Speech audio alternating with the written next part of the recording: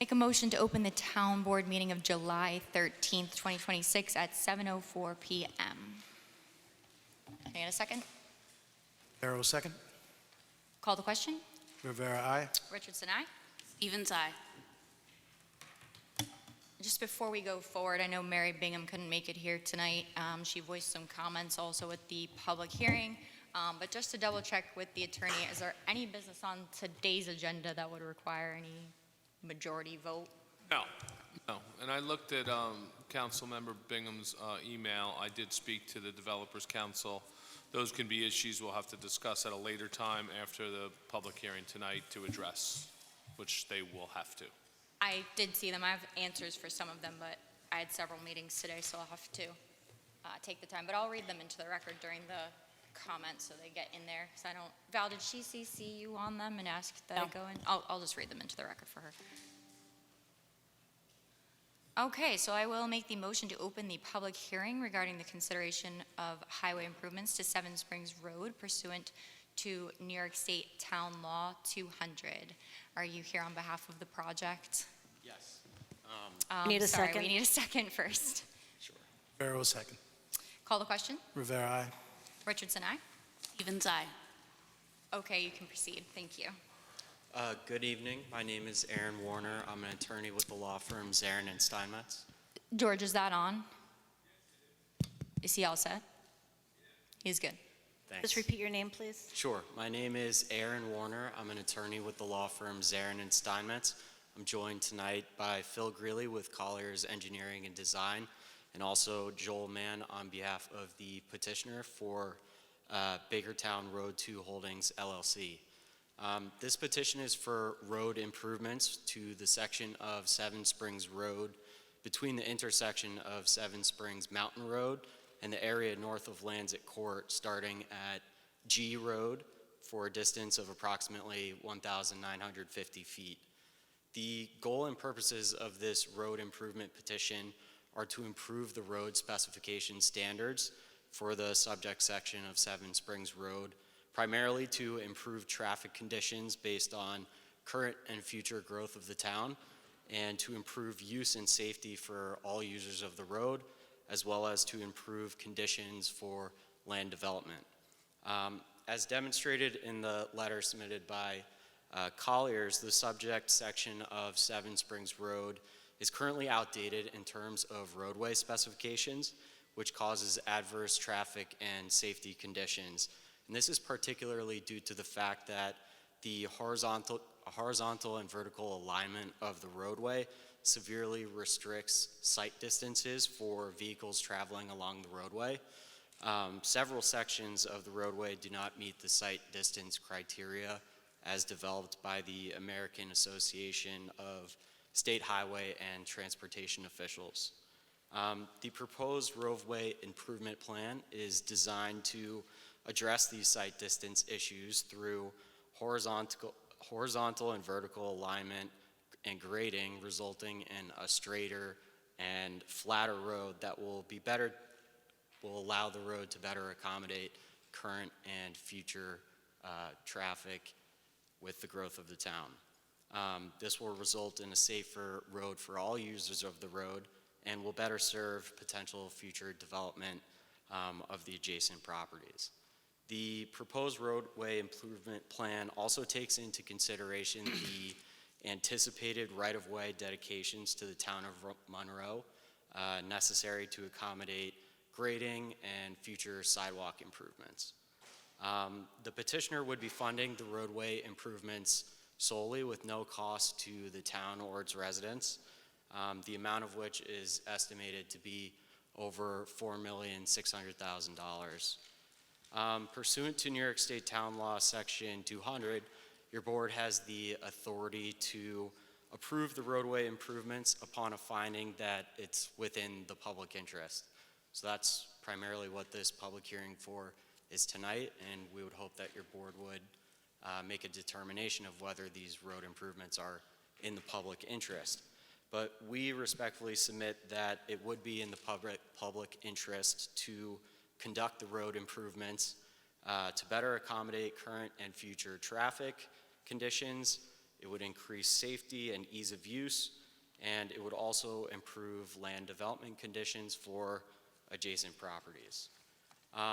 So accordingly, we respectfully ask that your board would conduct this public hearing tonight and make a determination whether or not the proposed road improvements are in the public interest, and thereafter, upon making that determination, would direct petitioner's engineer to create definite plans, an updated estimate of the expense, and also to authorize the town attorney to work with us to create an agreement, which would be a contract to execute the work. And thereafter and before any contract would be executed or authorized, we would finalize the SECRA process. So we're available for any questions from your board. Phil, I don't know if you wanted to walk through or... Good evening, Philip Greeley from Colliers Engineering and Design. Good evening, Madam Supervisor, members of the board. I think Aaron has given a pretty good synopsis of our review and conclusions. Just to add a couple of things, in terms of the traffic growth that has occurred on that section of roadway over the last 8 or 9 years has been over 50% increase in volume. We looked at accidents, we looked at the volumes, we looked at the speed on the roadway. The plans that were included were conceptual plans. They were to look at both the vertical and horizontal alignment modifications that would meet current design standards. There are variations of that. Once we have detailed survey, assuming that the town is in favor of this advancing, based on final topographic information, we would finalize the layout. I know in one of our earlier discussions, there were concerns about you make the road safer, wider, and you make it straighter, people speed. Well, there's, worked into the final design would be not only sidewalks and drainage improvements, because there are issues with drainage along the roadway too, would be design features, traffic calming measures. As development occurs along that roadway, there would be driveways and controlled intersections. So those would all be worked into final design. And some of the traffic calming measures are used. Sometimes we use roundabouts, we use speed tables and things like that that are easy to maintain. There would also be turning lanes at any major intersection. So the final design would accommodate that, future growth and where driveways would be located and improve the safety for vehicles, pedestrians, and bicyclists or anyone else that's on the corridor. So we're happy to answer any questions. Again, the plans that were submitted are, conceptual to get a feel for what would be involved with it and the idea of the cost. And then we would go to detailed final designs that we would work together with the highway department and your town engineer. So, thank you. Thank you. Joel Mann, Braham and Associate. Just to add, we're working the last decade for all the roads around the area, all the connector roads between the village and the town, to make sure that it's accommodating the traffic. We're not putting any burdens on the town, as historically we can prove that, including that we are now on the other side of KJ. We are making like entrance through Dash to ease off the traffic on 105. We just finished an improvement on County Route 44, the first half, and the plan is to go on and improve the rest of the area that's connecting to the intersection on Seven Springs Road. That's county, and we are working now on this piece that's in the town of Monroe, And like we said, this is not going to be put any burden or cost on the town. I did have a question for you because the development that is basically the petitioner, were they required by the Village of KJ to have these road improvements conditionally for the access to the development and the density in any way? In the future, possibly, but they're not there now, but still, the village is pushing for that to make this happen right now, because based on the conditions of the road, the surrounding roads. Yeah, my impression is that the road is so severely damaged that Correct. there would be basically no appropriate access. And in our conversations with the village administrator over there, it seems that this is in fact a requirement or would be mandated down the line. I didn't inquire which process the developer was at, but because of that, I certainly agree that this is a very dangerous portion of the road. We had on the adjacent street, Seven Springs Mountain Road, an incident where a state trooper was rear-ended while trying to police this entire area. It's essentially the same issues with the sight lines, with the changes in elevations, with the blind curves over there. We're trying to put pedestrian lighting. I put 8 street lights in the section where there are residents, because this section that we're speaking about is the vacant, Right. empty, no one is turning in and out, just turning onto the different intersections on that It's road. still a connector that people are using, and Exactly. part of the improvement is to add lighting along this That road, intersection along this portion. is currently a problem, even Right. without the high density on that other end. So we are definitely looking to have improvements made overall. So it will be an ongoing conversation about what should be required. But I've spoken with Mary, with Louis. We've spoken generally about this at the meetings previously. I don't know if Sal was here for that, but I think the general consensus was that we see, the grand cost of this improvement and don't see a reason why we wouldn't make such an improvement, but that the conditions on that improvement need to be addressing those problems that our board members and our highway and superintendent and yourselves have brought up, so that we don't wind up with more incidents, particularly knowing the fact that it's required for that development, and the impact that those construction vehicles have on the other aspect, the portion of Seven Springs Road that's in extremely poor shape. We've been inclined to ask that more improvements expand the totality of the road to give those residents that benefit if they're going to be experiencing the impact of this ongoing Right. construction. And I've had many, many complaints, not only about, I know this isn't relating to your project, but the helicopter noises in this area and no the idea about it. stone crushing at 7 and 6 in the morning that goes all day at this property. And yes, we do call the owner and we do have productive conversations. Nothing connected to this petitioner, not on this property, so. But this whole section of town is basically suffering from the current construction. Like, they're in a region of town where there are people who have moved there and are lifelong residents and are experiencing, high volume of quality of life complaints from construction. So they should at least see some access and benefits and improvements if they're going to be subject to this. So that will be an ongoing conversation. But I wanted to yield the floor to Bill Brown for a moment, because I know he's here specifically for this project, and just wanted to make sure you had any comments or questions. Improvements to our roads that, I'm all for. That's what we're here to do, and improve the safety of the roads for everybody.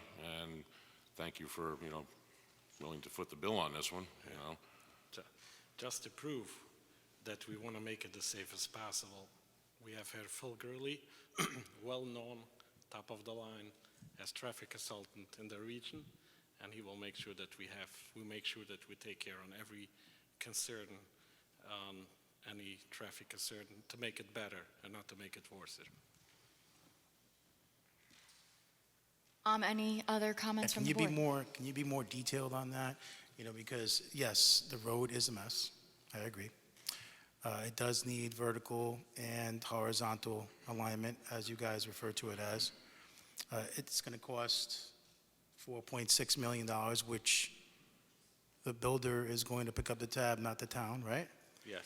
So the only question I have is, and it goes back to what the gentleman said earlier, you're going to straighten this road out, you're going to flatten it out, you're going to straighten it out. How can I be assured that there's not going to be, racing down this road and it's going to be more dangerous in the future because it's been now, instead of being winding, now it's straight.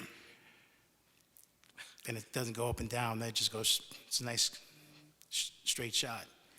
I think the racing is now much more fun.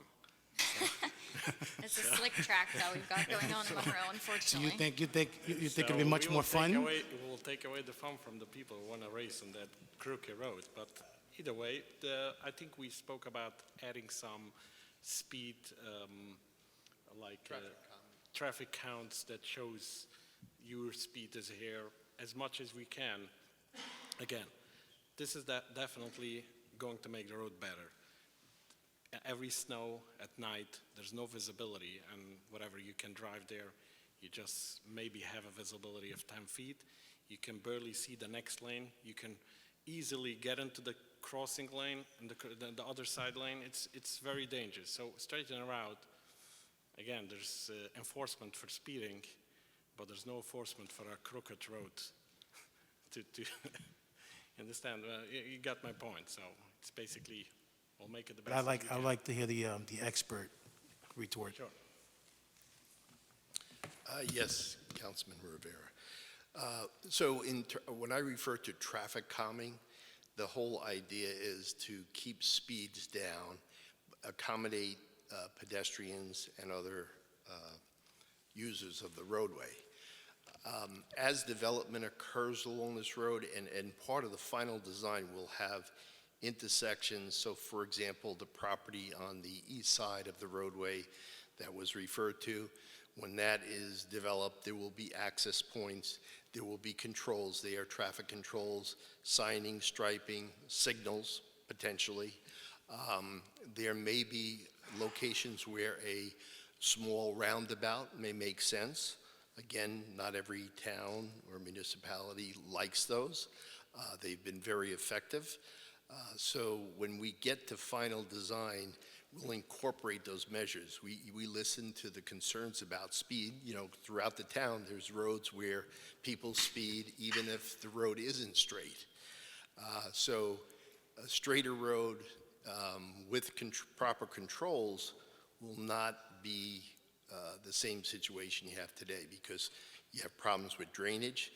People, based on the speed data we collected, there's times where people are speeding on this road, but there's, accidents, and there's a lot of near misses in terms of run off the road type issues.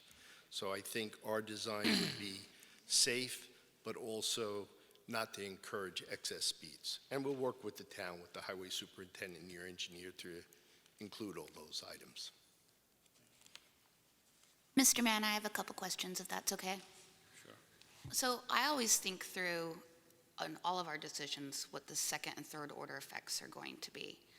And I remember your colleague mentioning early an updated estimate. That's one of my primary concerns.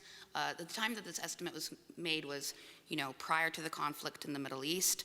Obviously, oil, asphalt, all supplies in general are going to be exponentially cost more. And so, in good faith, you say you're going to get an updated estimate. What happens if, the project overruns even your new estimate? Who's responsible for that? This project has support from the village and multiple developers as pushing to get the roads around the village safe. So we will accommodate whatever needed to make this road safe. I've So on the already state- addressed yeah, this. Yeah, let with- me try to jump in there a little bit. On this, when they ultimately have to design the road as the superintendent of highways would want it, the engineer would want it, the town engineer, and how you would want it. So all that, let's say the estimate is $5 million. They'll have to enter into an agreement with us to go into our right-of-way to do this work, have a traffic management plan, and, because they're in our right-of-way, they'd require to put up a bond. for the amount of the project, that if they don't complete it, we would be able to go after that bond to complete the project. And it's all on their dime. And the estimate will be looked at by our engineer in terms of timing, in terms of cost of asphalt, in terms of cost of whatever they need. So, and drainage structure, so that'll all be analyzed on their dime by us.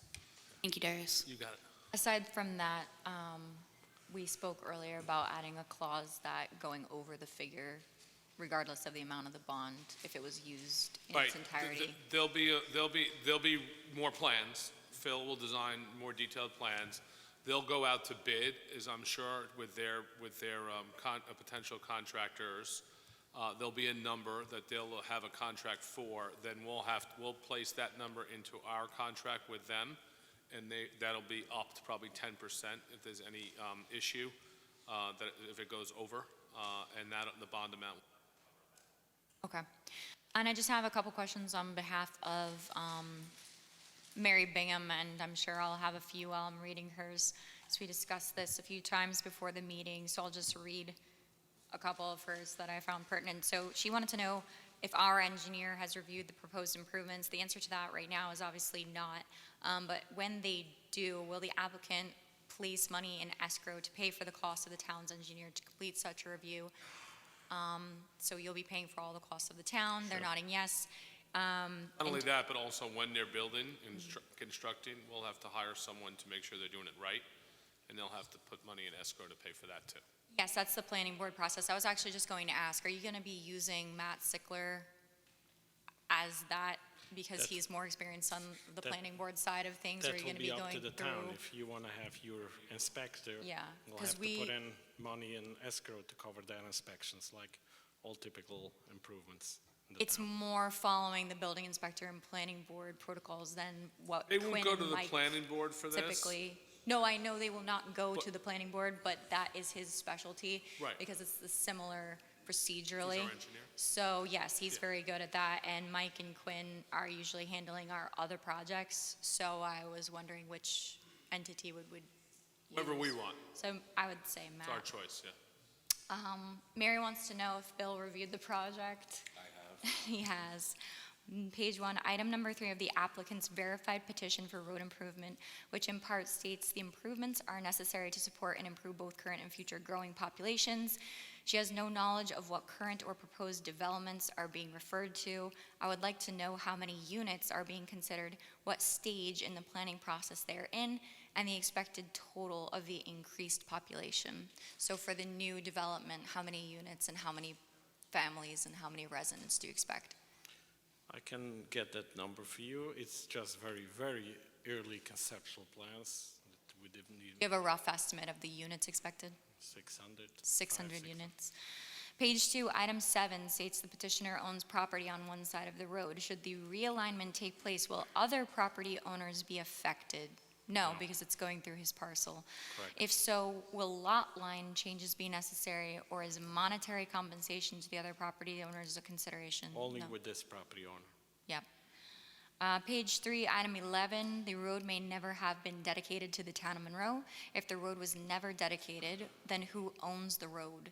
And should not the owner of the road be found before the town becomes involved with possible improvements to the Seven Springs Road? So it's technically, it's or the town or it's the owner of the property. It's not like it's... Yeah, it's the frontage in front of the property, or it's Correct. ourselves, so they Based just on the used it to tax map, strengthen it the was once legal argument. dedicated, but we ordered title. I need to check on that, and we'll have the attorneys look at that to make sure. But either way, it's the property owner and the town. That's the only two parties that can be as part of it.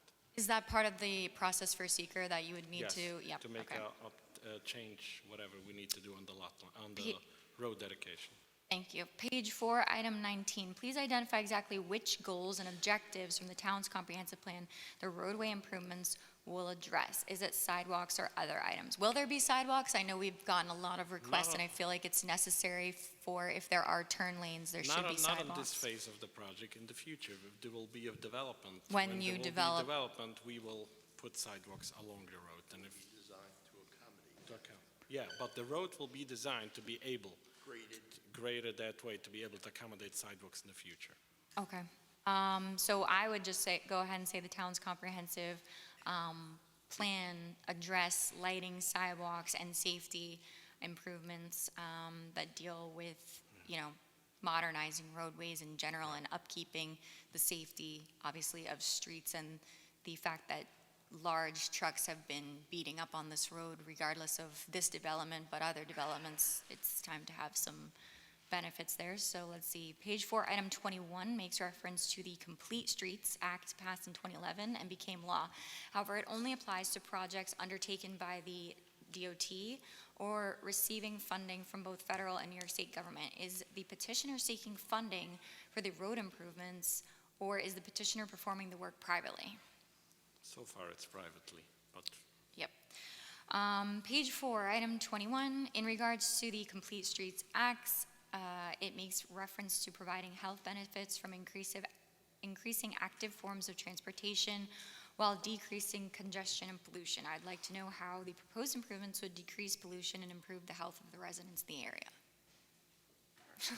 maybe that sounds. Yeah, so it's primarily through the sidewalks. It allows more people and pedestrians to use them and have transportation in other forms and means, just, besides cars, and the decrease in traffic would, to a certain degree, decrease congestion as well. Maybe put a bike lane. Those will all be designed and looked at, and our engineer will probably recommend certain things. Yeah. Page 5, item 23, the maximum amount of proposed to be expended for the improvements to Seven Springs.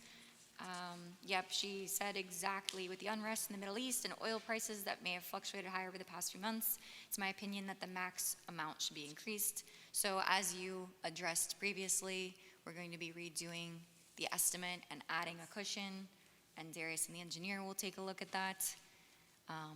Page 5, item number 26, the secret review be postponed until the owner, she's just very because this was an email, she didn't know the process, so I'm gonna skip that one. If the proposed developments are mostly in the village of KJ, should not the current road be abandoned and rerouted through the village to better serve its population? While there's no topo on the vicinity map supplied by the applicant, I would like to know if the road she drew in pink could be a possible alternative. She's trying to reroute the road. I don't know. So I would say the improvements are not majorly they're in the town mostly, the road improvements. Yes. They're almost completely in the town. Yes, Yeah, there is no proposed improvements inside KJ whatsoever. because that's That's where the boundary line is. all Road of is the Seven boundary Springs line, and Road then is our The road. owner of the property owns across the street. Yeah, The Joel owner of the talking to property them. owns a strip between the Crooked Road and the property across the street, so that's being utilized to straighten out the road, and that's Yes. in the town. Also, I feel that because the ownership is the town or the property owner, we can't go into other vacant lots. Correct. It's not practical, and the topography is It's probably the way the ideal. alignment of the existing road is and the way it's possible to fix it, that's the only option. Yes, I agree. The width of the road will be increased. Bill, will a larger snow plow be required? I don't believe so, because the truck that does that run now has a wing plow on it, and the road is not very wide right now, and it doesn't look like they want to make it, incredibly wide, from what I've seen, a turning lane in the center. So you should still be able to do that rather quickly, and especially if it's straighter. And Will parking on the street be allowed? I would say absolutely not. No, It's a town issue.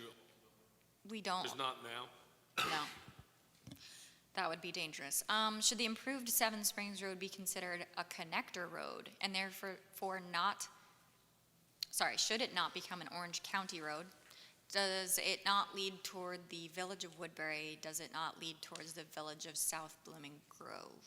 I'm not sure what she means by a connector road, if she's trying to refer to some road classification. Do you know what that refers to? That's what it is, Phil. The road? What's the don't know if current it- classification of the road? I'm not. It's not a county road. No, Town road. No, It's a town town road. road. That's why you're here. Haha. You have to be before me instead of the county. Sorry I about don't know that. why it should be a connector road. It's basically connecting the village. It's a collector A road, maybe. collector road. And what would be the implications of it being classified as a collector road versus, So there are some collector roads that are county roads. Seven Springs Mountain Road, County Route 44, is a more than a collector road, and that is what serves as a county road. In the future, this, again, it collects the traffic from the adjacent developed areas. Whereas on County Route 44, there's multiple roads that feed into that, other collector roads that feed, and typically connecting from a state highway to another county highway. So if you look at that roadway, effectively that provides that connection. So we would be connecting or maintaining the collector status going from a county road to the local roads. And would there be any implication, I guess she might be trying to say that we have the classification of the road wrong, I don't know. Yeah, and that- It also, you look at the volumes in terms of what's there today and what the projections, I don't see it I don't think reaching it that meets the level. threshold, and I think that obviously there was a study done at some point because Seven Springs Mountain Road is that. Yes. So I'm going to say nope. Would not the village of KJ have more control in setting of speed limits if this were to become a village road? Her understanding is that villages can set their own speed limits per New York State vehicle and traffic law, whereas a town cannot. I don't think that that's the village law, but I think in the case of Village of KJ, they exceed the population standard for we, as the town of Monroe, do not meet a certain population standard, whether it's 50,000 residents, I can't recall, but we cannot set our own speed limits. We have to go through DOT, and the county has to make that request. I believe that she might be onto something, that the Village of KJ exceeds that population, can make the direct ask themselves. That would certainly, I don't know, be an I ongoing forget the conversation. cutoff, yeah. What is the current speed limit on the road? Well, it's posted at 30 miles per hour. Yeah, so we're not getting yeah. much lower. No, All right, that's basically what I have for right now. I'm obviously in contact with you behind the scenes, trying to get this arrangement the best that it can be for the residents. So Dan Richmond, Darius, and myself will continue those conversations. And what's your recommendation for tonight, Darius? You want to take public comment? Yes, I would. There's no public comment. Does anyone here for specifically There is some the people. Seven Springs, People came after that, but the Seven Springs project who would like to speak? Yes, go ahead.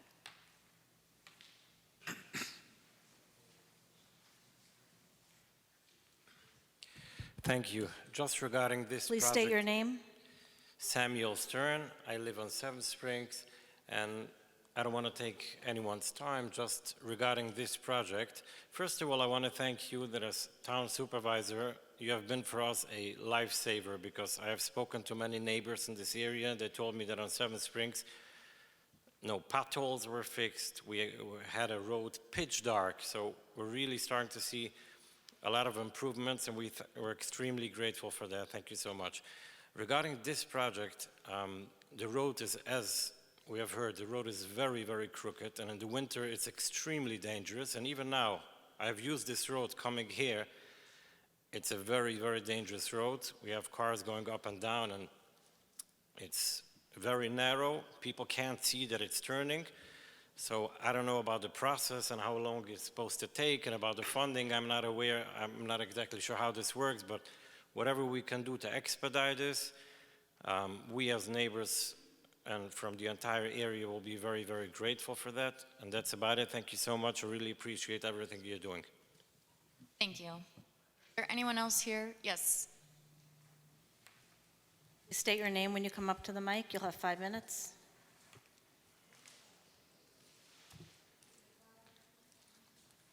Hi, I'm Bernath.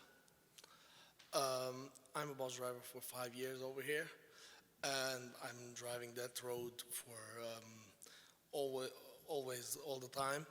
And I can tell you like that, the road is very narrow, and the problem with that is like trash cans in the morning after the truck is coming.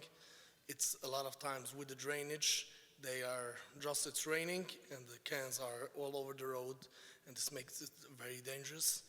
And the site, I don't need to repeat them, but it's a really dangerous road. And the problem is also when I come with my white bus and a lot of people are coming in my lane because it's turning and they are not aware exactly of the curves. So they're coming in my lane, so it's very dangerous for that. Thanks God I was not involved in any accident, so, but if you can do that, thank you. Were you with EMS? Yes. Yes. Were you there at the incident that night when the state trooper was hit? Not by that call, no. No. But he was okay in the end, right? Yes. Okay, that's good. Thank you so much for your comments. Anyone else for Seven Springs? Okay, there's a couple. Come right up.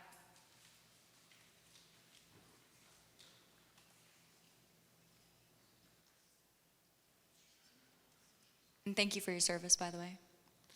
Hi, my name is Joseph Blumenthal. I live in the town on Cliff Court.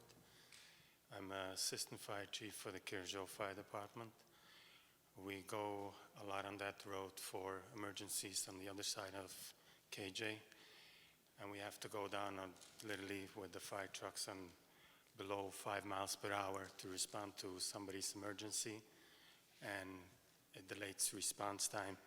Not only that, if a car is in front of us, the road is so narrow you can't get around them. Traffic coming from the other side, there's no shoulders, there's nowhere to move to the side.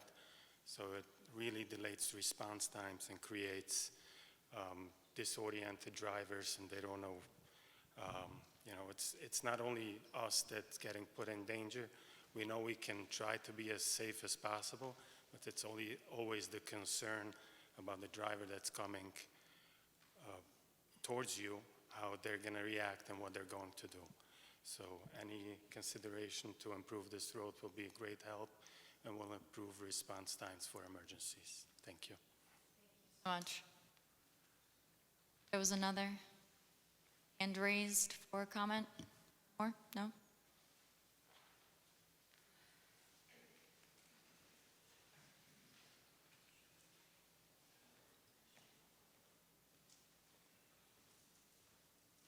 My name is Jonas Hoffman. I live in 19 Lizensk. I'm a bus driver for 30 years. I use a lot this road. This road is a very dangerous road. It's very hard to see the upcoming cars. When you go your way, you can't judge too far away how to maneuver the bus. You gotta go very slow, and there's no place on that road to avoid anything. So it would be a very good thing if the road could be straightened out to be easier, make it easier for everybody. Safer and easier for everybody. Thank you. Thank you. Does the petitioner have any comments addressing any of those concerns before we make any further action? You can do one of two things. You can either public hearing open, or you can close the public hearing, and you could potentially vote on the one issue, the narrow issue, that it's in the public interest. So that would be your options right now. Did you want to make any further comment before we debate that? In no response to the public comment, but that's exactly like Darius mentioned is what we would ask. We would hope that you would consider closing the public hearing and making a determination whether or not it's in the public interest. What's the recommendation of the highway superintendent? I feel this is in the public's best interest. Again, any road improvement anywhere on any road is in the public's best interest, in my opinion. So. Yeah, as full-time administrator of the town, I feel identically. What's the attorney's recommendation? Yeah, I think it's something to explore. Let's see what they are proposing in their final design, in their agreement, and what they'll build, whether they're going to require more lighting, more whatever. That has to be analyzed by these guys. But this early step, I think it's appropriate to close the public hearing and consider a motion that, under the town law, which is required, that this is within the public interest of the town, so they can go to the next step. So declaring that the improvements are in the public's interest don't limit us on negotiations of particular fine details of what improvements they are. It's just saying that the road in its totality will be improved, and we seek that as public You're okay with interest. the concept, so Yeah. they can go to the next step. Generally, Okay. when we do this, we would have to design it and build it. So the next step would be that we would pay for everything. Right. So we're not going to do that. No. They have to do that. And then it'll come back to us. It'll be reviewed by all your staff, all your experts, and then we'll be negotiating a contract for them to be able to build this and pay for this and pay for our expenses. Yeah, given the fact that this was submitted under the previous administration and actually, I think midway through 2025 was the request to actually have this on the docket, and it wasn't placed on this agenda until like late November, December, I'm inclined to move forward based on everyone's recommendations and close it and continue the discussions of lighting and speed deterrence and all of that, and then finalize on those details later on, especially because this step is required in order for our engineers to get engaged with this project so that it can be funded. So thank you for your patience. I am going to Make a motion to close the public hearing first. Okay, I'll make the motion to close the public hearings of the Seven Springs Road improvements. Rivera will second. Call the question. Rivera, aye. Richardson, aye. Stevens, aye.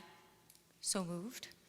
And then what does the resolution, Sure, you'll consider a motion under Town Law, Section 200, Subdivision 8, that the public hearing was held and that the proposed improvements set forth in the petition and as submitted by Colliers Engineering is within the public's best interest. I'll make that motion. And, Rivera will second. yeah, and direct all the plans to be prepared and reviewed. Sorry. Okay, we'll Sorry. make that motion and direct all plans and preparations to be reviewed and made by They'll make them and we'll review them and we'll negotiate everything else. the petitioners for board review. Second. I will second. Call the question. Rivera, aye. Richardson, aye. Stevens, aye. So moved. Thank you very much. We're good? Okay. Thank you, gentlemen. We'll be in touch. Thank you, everyone. Okay, I'll make a motion to accept the July 6, 2026 minutes, unless anyone has any changes, corrections, comments. Rivera will second. Call the question. Rivera, aye. Richardson, aye. Stevens, aye.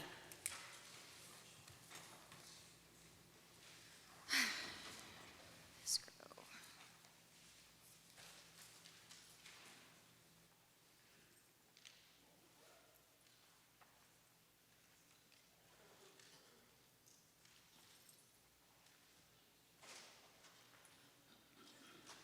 Okay, I'm going to make a motion to accept the abstract of audited vouchers, the modified version in front of the board that have additional amounts, check ID 2288 through 2290,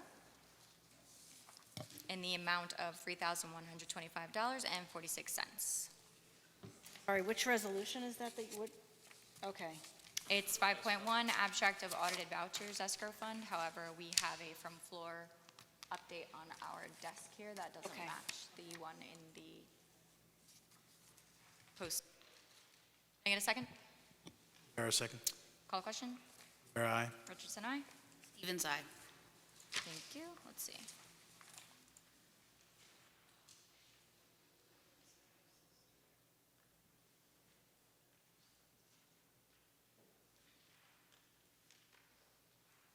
Make a motion to accept the abstract of audited vouchers for the general fund, number 26-13, check ID 38487 through 38523, in the amount of $55,233.20.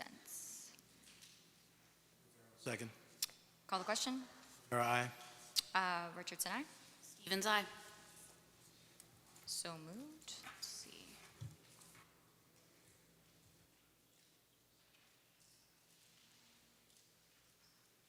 Is 6.1, yes. Do you need me to read any of this from Bill, Valerie, or we're all good? Okay, so, Setting the meeting. sorry? Just setting the meeting. Yes, this meeting and the other 2 meetings that we've had to hold this month, despite only having scheduled for one, is because we're pursuing several WIA grants. Water District number 2 is the first time that we are declaring seeker process, so this also goes hand in hand with Hawkins helping us with our bonding, so we will be hosting another meeting later this month.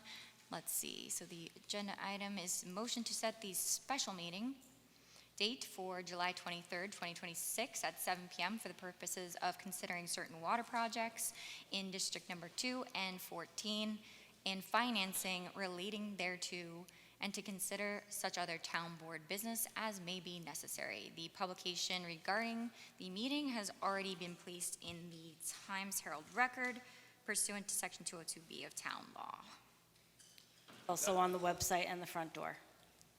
Al? And at that meeting, there will be a public hearing on the potential bonding related to Water District Number 2 up to the amount of $1.75 million. Should I finalize this motion, making a subsequent motion to declare it a special public hearing, or Yeah, merge them? special public hearing as set forth by our bond counsel for Water District Number 2 and Number 14 for July 23rd. Oh, so just change the motion, actually. So I'll make an amendment. I'll say, be it resolved that the town board of the town of Monroe makes a motion setting a public hearing for Thursday, July 23rd at 7 p.m. for the purposes of considering certain water projects for Water District Number 2 and 14 and bonding and other financial matters relating thereto at 7 p.m. or later. Can I get a second? Rivera, second. Call the question. Rivera, aye. Richardson, aye. Aye. I will just comment that notices are being mailed tomorrow to the residents in Water District 2 and 14. Thank you, Al. Okay. I miss.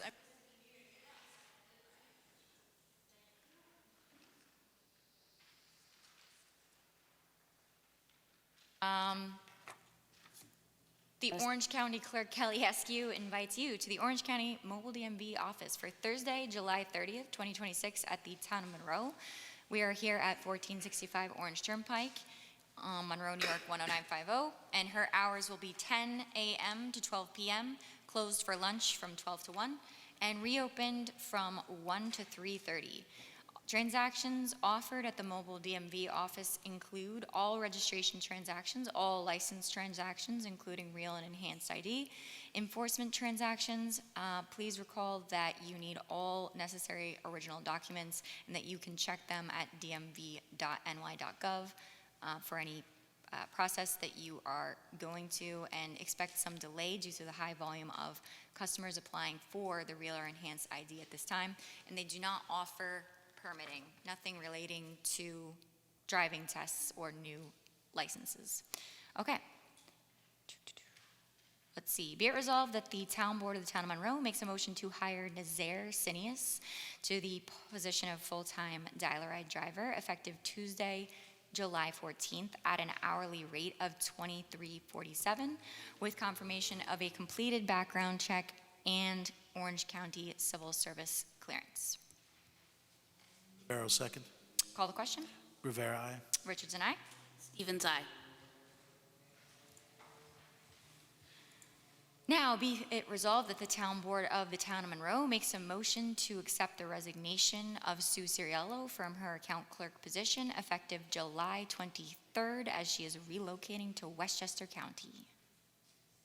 Rivera, second. Call the question. Rivera, aye. Richardson, aye. Stevens, aye. Thank you, Susan, for all her work over the past few months.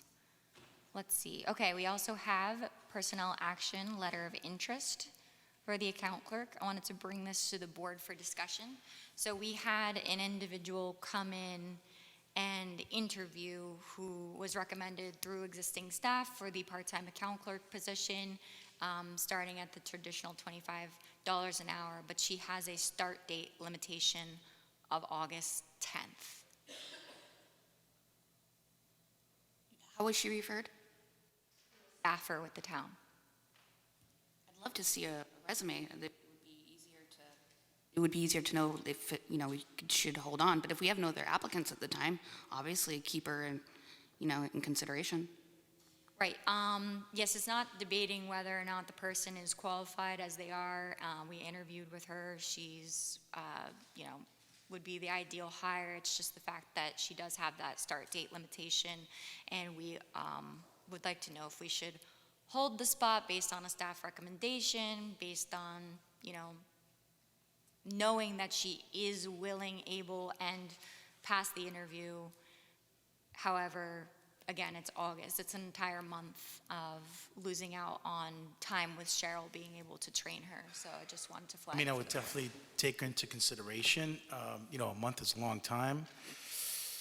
And right now, we're short-staffed, right? So we only have one staff member, and that would be Cheryl Gross.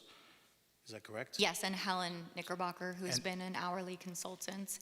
And then we have the RBT contracts since February, I believe, that we've had on the back burner in case anyone in the finance department needed support. And we've had O'Connor Davies this entire time. And we've been relying on our financial advisors, such as, Bill Jackson and Noah Nadelson. But it's not the same as physical bodies processing the vouchers, running the checks, doing sort of the lower end. I would say that we should hold off, definitely take her into consideration. If the position is still available during that time frame of August 10th, then we should extend that offer. But right now, I think we actually need boots on the ground, and we actually need someone ASAP. So I will extend out the interview process post. Obviously, if anyone in the room has a friend who is interested in working or qualified in working for the Town of Monroe Finance Department, we've been searching for qualified candidates for some time. So please make those referrals, and please have them sign up for Constant Contact and check the town postings, bulletin board, and websites in case. But yes, I think it's our responsibility to sort of recirculate the applications. We have our principal account clerk list that we canvassed. However, that process does sometimes take time, and we do have the ability right now because account clerk, I can't recall if it's necessarily a helps position, but they declassified, like it's not competitive in the same way that it used to be. So you do have the potential to hire anyone regarding, that they have a high school diploma. They've brought down the competitiveness of the position. But they still have to take a civil service test, no? No, for account clerk, I don't believe so. I was under the impression that it is a civil service test to be an account clerk. I'm under the exact same impression. No, they reclassified at this specific level. Other higher levels, like principal account clerk and account clerk, different levels have other competitive requirements. There is no current list for account clerk at all. So that's why we've been experiencing issues and why we're happy that the principal account clerk list just came out. But I just wanted to flag this for the board, obviously, because it was on the agenda and talk about it with 3 or more members. But obviously, Mary and Sal are not here either, so. The responsible thing to do is to continue trying to hire in the meantime. If you haven't found anyone else, come August 10th and extend the offer. I agree. Agreed. Okay, so that is that. We have a new. Making a motion for that? No, just it was discussion and informational. Thank you. Let's see. New hire. Wait a for- minute. Sorry? We have someone here from Orange County, HR, don't we? Let's We let could that. ask Let's them. let that lie. We could ask them. Okay. It is a resource. It's actually not when they don't specialize in that. So anyway, let's make a motion to accept the new hire for heavy equipment operator. I'm not sure why this motion didn't populate. It seems to have no body, but sorry, what is Nolte's first name? They just have the application here. It didn't go through properly. Should be Harry. Harry Nolte. All right, Yeah. I will make the motion that we do have his Town of Monroe employment application, so at least the board got to see that. That we accept Harry Nolte under the condition that he passes the complete background check and Orange County civil service requirements to the position of heavy equipment operator under the guidelines of the current IBEW 363 paid position, salaried amount, at the recommendation of Angelina and Bill. Rivera, second. Call the question, sorry. Rivera, aye. Richardson, aye. Stevens, aye. Okay, we've reached public comment unless anyone has from floor. Anything? Did we forget anything? There seemed to be some confusion. There was a lot of emails going back and forth. Discussion, can we have a quick discussion? Yep, sure, go ahead. On the whole water district, and I believe it was a lot of concern from water district number 1, something about well water, and I wasn't 100% sure, so if you can, Supervisor, can you clarify that? Because I was a little confused myself. Yeah, I don't know what's circulating in Water District 1 as far as concerns. I sort of lost the thread there myself because I had seen many residents, individually and at the prior meeting, and we announced that, we won $2.3 million from a WIA grant to remediate the water quality issues in that district. There are several options that MHE, Maguri Hauser Edsel Engineering, are recommending, and they are requiring further study to decide how best to spend that money. Now that that money is a reality, we have it, we have a budget. They are looking how best to make that stretch and allocate it for taxpayers. It came up that because the Village of Monroe is actually increasing their rates for outside users, which Water District 1 does rely and is considered an outside user of village water, regardless too, that it's always going to have those same contaminants. That surface water is always going to be cleaned the same way. It's basically not going to remediate in any natural way. It's always going to occur and build up these contaminants that we're wanting to flush out. So the best way of treating that would be to find source water, other source water. I don't know what the misconception is because, as I've been told, Water District 1 also sources from well sites. So it's not a private, we're going back to private wells for each individual person. Well water and source of well water has to, when it's run by a municipality, be treated up to the exact standards of the state and county Department of Health that any other water supply would be treated by. And I've received a flurry of emails petitioning that well water would cause cancer, that it would be more contaminated than the current water. The studies that we're doing are to, again, find a cleaner source of water for those water district users. So we are paying a few $1,000s to have a hydrogeologist go out and see if there's a viable aquifer pocket there to tap and create a public municipal well that would serve all of the customers. Nearly all of our other source within the town that is actually town-owned and operated are wells, because the only surface water sources that we have as a town are very limited in scope. It's Mumbaisha for the village, and it's Walton Lake.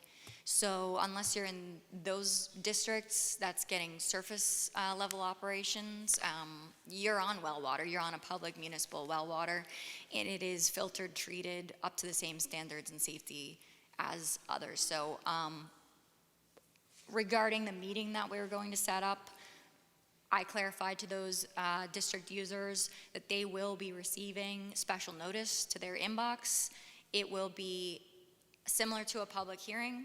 This is the first time that I've known in probably a decade that this has just been done to just inform and deal directly with those residents because they have so many questions and concerns.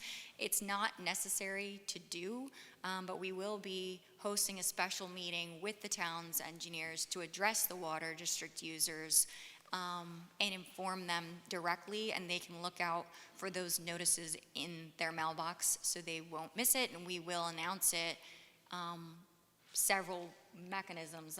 Val will also post it on the website. We'll put it through Constant Contact. We'll announce it at the board meetings. We'll knock on your doors if that's what it takes.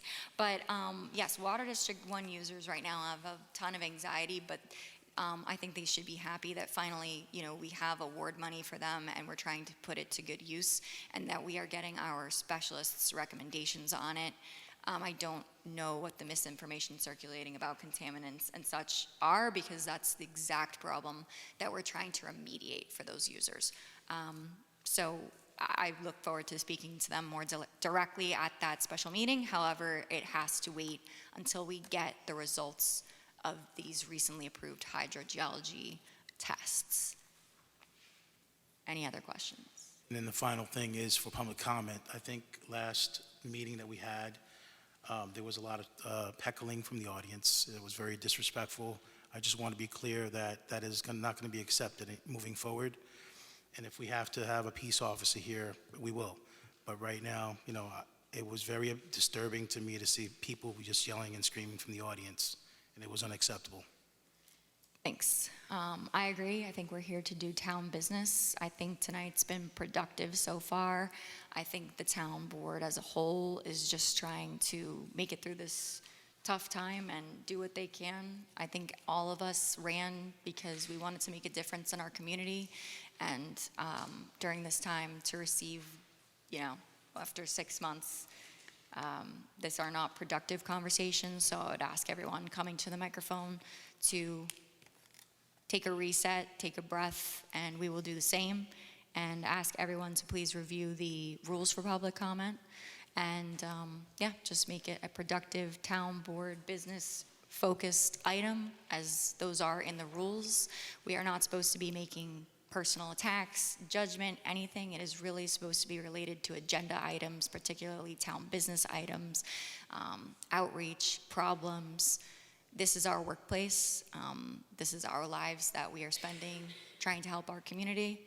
And we want to hear from residents who may want us to consider alternate viewpoints. And that's why we're here and that's why we host these meetings. So, all right, without any further ado. First speaker is Jim Gulick, followed by Dory Houle. Please come up to the mic. You'll have 3 minutes. Please announce your name and just leave the mic in the stand. Thank you.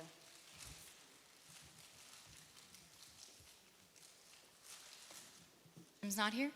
Is he here? Jim Gulick? No? Dory Okay, Houle? next speaker.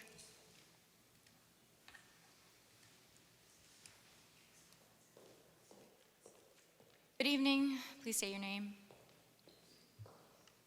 Good evening. I'm Dory Houle.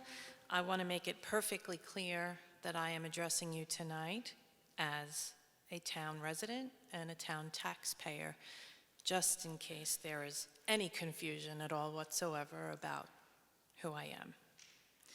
I'd like to address comments that were made during public comment or after public comment last week. I am addressing specifically 1 hour 43 minutes through 1 hour 48 minutes in which the supervisor made claims that John Mulligan, a very valued employee of the water department, was reprimanded by the union. This is untrue. John Mulligan was not reprimanded by the union. You went on record in the video, in the minutes, stating that he was reprimanded. You used terms like illegal, and you also used terms that he could have been terminated, implying that John Mulligan chose to resign rather than face termination. This is very serious, and John Mulligan deserves a clearing of his name. So I'd very much like for you to apologize to John Mulligan, and I'd like for you to state that that information is untrue. The information that I received was direct from the highway superintendent, stating that the union never reprimanded John Mulligan. That is the end of my public comment, other than to say if you do have questions regarding any of the hires, the phone number for Orange County Civil Service is 845-291-2707. I found that in a Google search while I was sitting in the audience, Thanks, we've listening spoken to your to Langdon discussions. directly on that, so we've had plenty of help from civil service. We Thank you, appreciate Dory. that. I'm going to go ahead and give Bill the opportunity to address if he wants to, because he was directly named. I just, unfortunately, I wasn't here last week. I was away on vacation, as you all know. But I do know that the union does not reprimand. They could suggest to me a reprimand, but it's not their place to reprimand. They're actually there to protect someone if they get reprimanded and be like, hey, so to my knowledge, that never occurred. I personally never reprimanded John for anything, So I texted you after that occurred because that's not true. Everything that she just said is false. I spoke to Frank directly. In the union contract, it outlines what procedure there are for reprimand, and it's not true what you've just said. Unfortunately, you're misrepresenting the actual union process, which does include reprimand. I did not directly speak to John or deal with it in any capacity. When I reached out to you, I don't need to read the text because you know exactly what I said and what you said. They misrepresented to you, asking you if you had verbally reprimanded him, and you said no. I did not say that Bill Brown reprimanded John Mulligan. I said that the union reprimanded John Mulligan. That is 100% true. I have spoken to every member in standing as an officer in the union, and I am in good standing with them, and they watch these meetings, and they do not have a single problem with my statements, and they have encouraged me to continue stating exactly that phrasing. They know the seriousness of those actions, and the only reason that there was no action taken against John Mulligan was because we determined that it was a no-fault misunderstanding without full comprehension of how budgeting and procurement worked, and because of John's value to this community, and he was told that multiple times. So he did choose to resign after the stress of that incident, and after we told him, I don't know, Darius, would you like to chime in about the procurement policy and that no department head is able to make such a purchase? Right. I think that was the issue, and I think it's behind us now, and I think we move on. Exactly.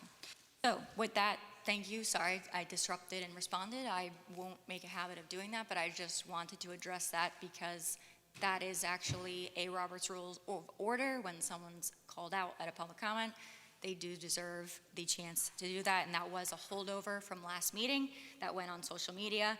And honestly, I apologize to John as a human being because his name keeps being called out. And if certain individuals would allow the town to conduct itself the way that we should, coming from a personnel perspective, none of this would have been vocalized, and him and his family wouldn't have to go through this. There are mistakes that people make, and value and contributions and seniority all factor into that, and intention factors into that, and motive factors into that. So the fact that this is being litigated on a public stage when he was just trying to service the town, that is unfortunate. So for John and his family, thank you so much for all the contributions that you've done to the town. We agree to disagree, and I apologize that people can't let that alone and want to pick at a scab and have personnel issues and play with people's lives openly. And again, I ask that those who know better stop doing that, and that we move on to a more productive realm and have those kinds of conversations where they belong, in executive session, or you know exactly where to find me in my office. Next speaker, please. John Sikora, followed by Tom Luddington.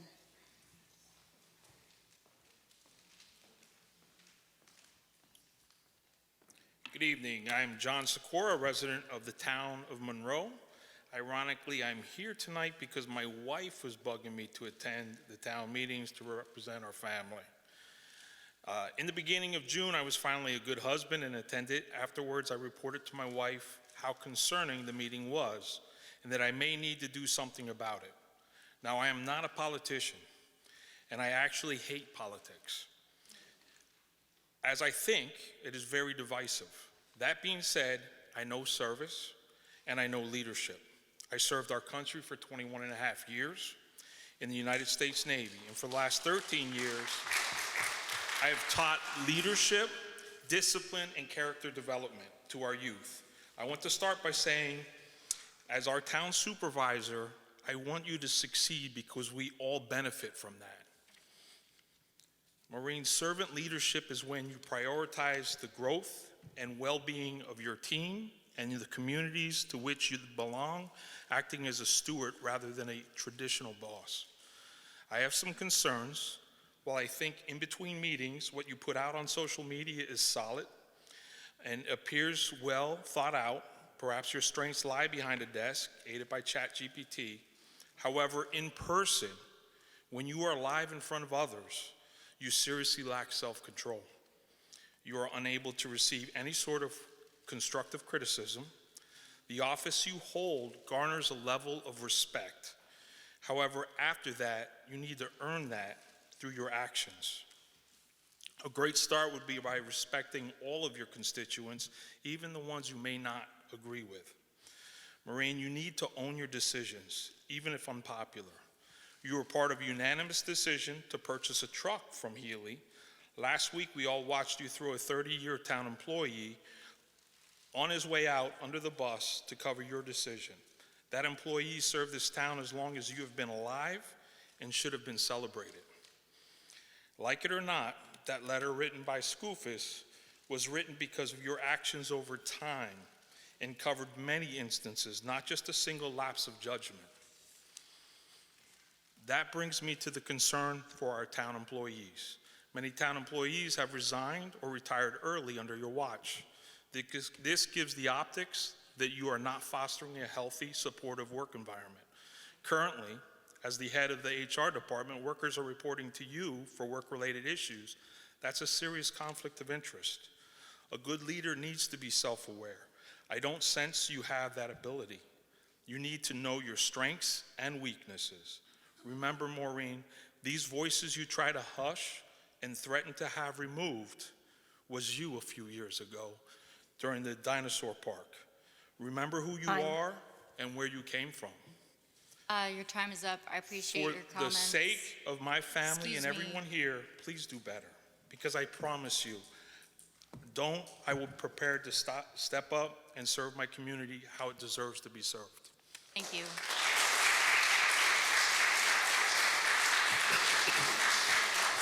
Tom Luddington, followed by Carol Scully. I do just want to briefly address that I could have came in and that me, Louis, Beth, and Mary could have immediately fired all previous administrative employees, rerouted their positions, retitled those positions. We chose not to do that.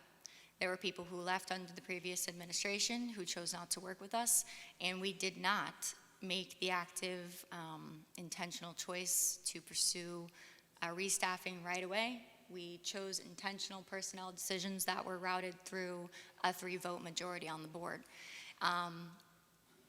Public perception to me as someone who was voted in with a 4-year term doesn't matter as much as doing the actual right thing. And I agree with the resident that I'm apologetic that from the outside and from social media and from rumors on the street and from disgruntled political operators and from people who don't show up here and don't pitch in during one of the roughest county-wide transitions that other operators know of, that it does give the appearance, it's not a conflict of interest that I'm HR. It's not. It's just the nature of how it is. People work for me, and if they don't agree with my political beliefs, this is what it looks like. And during this upheaval, we can't control that narrative, but we can control our decision-making within this town, and we can't control the optics of how it looks from the outside. But I provided those opportunities for employees to stay, and that too has its consequences, and that was the road that the board chose. That was the best option to keep the wheels running, even if there were mechanical failures, problems, and poor optics as, again, someone with a 4-year term. I'm not running for a flashbang 1-year reelection and lying to the public that everything is fine. There were specialized employees who did not like us and who did not want to work for us. And every single one of the people who left had a complaint about me or other people on this board. And again, unfortunately, the nature is public, and it's not our job to publicize our personnel internal issues. It's our job as HR to keep that to ourselves out of respect. So thank the resident for those comments, and I'll keep that in mind. Well, I just have a question. At reorg, based on what you just indicated, that you kept the former employees, we did not reappoint an ethics board. Yes, we didn't. We've discussed that we've dealt with Steve Leventhal, and he's drafting up our new ethics law and recommended that we not do that. So Not to reappoint an ethics, yes, we are waiting on his new ethics law, and that it will change the entire composition of the board, that it would restart the process and the term limits for each, and that the training for the new ethics law should be implemented after the implementation for that law. And we've discussed that both publicly and privately, and I'm going to have to request that we move on to the remainder of public comment instead of engaging in an internal dispute when you guys can come into my office and discuss at any time.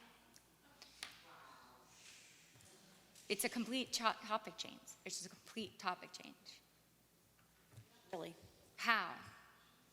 because you indicated that you kept the prior administration, prior employees, yet we eliminated a total board. As my understanding, there were about 4 people on there, and this was the recommendation of our own attorney who we've had for ethics training under the previous administration, that this ethics law is not effective, that this ethics law needs to be updated, that this was requested and a campaign item that we all ran on, and that this is the foremost expert in ethics. So I don't pretend that I'm the expert in ethics. This is, if you want to call Steve Leventhal and discuss that individually, you're welcome to. There were 9 members on that board. Three people's terms were up in '25. Again, this is Steve's recommendation. It redoes the entire composition of the board, prohibiting more than 2 people from being in the same party composition. It changes affiliative relationships to the board. Steve is literally drafting this legislation. I'm not drafting it. If you'd like to talk to Steve, you're welcome to. I did circulate that email to the board, and I believe you were on that email a month or so ago. I'll have to look. Otherwise, if you can re-forward it to me, please. Okay, we've also discussed it at meetings, so. Tom Ludington, followed by Carol Scully.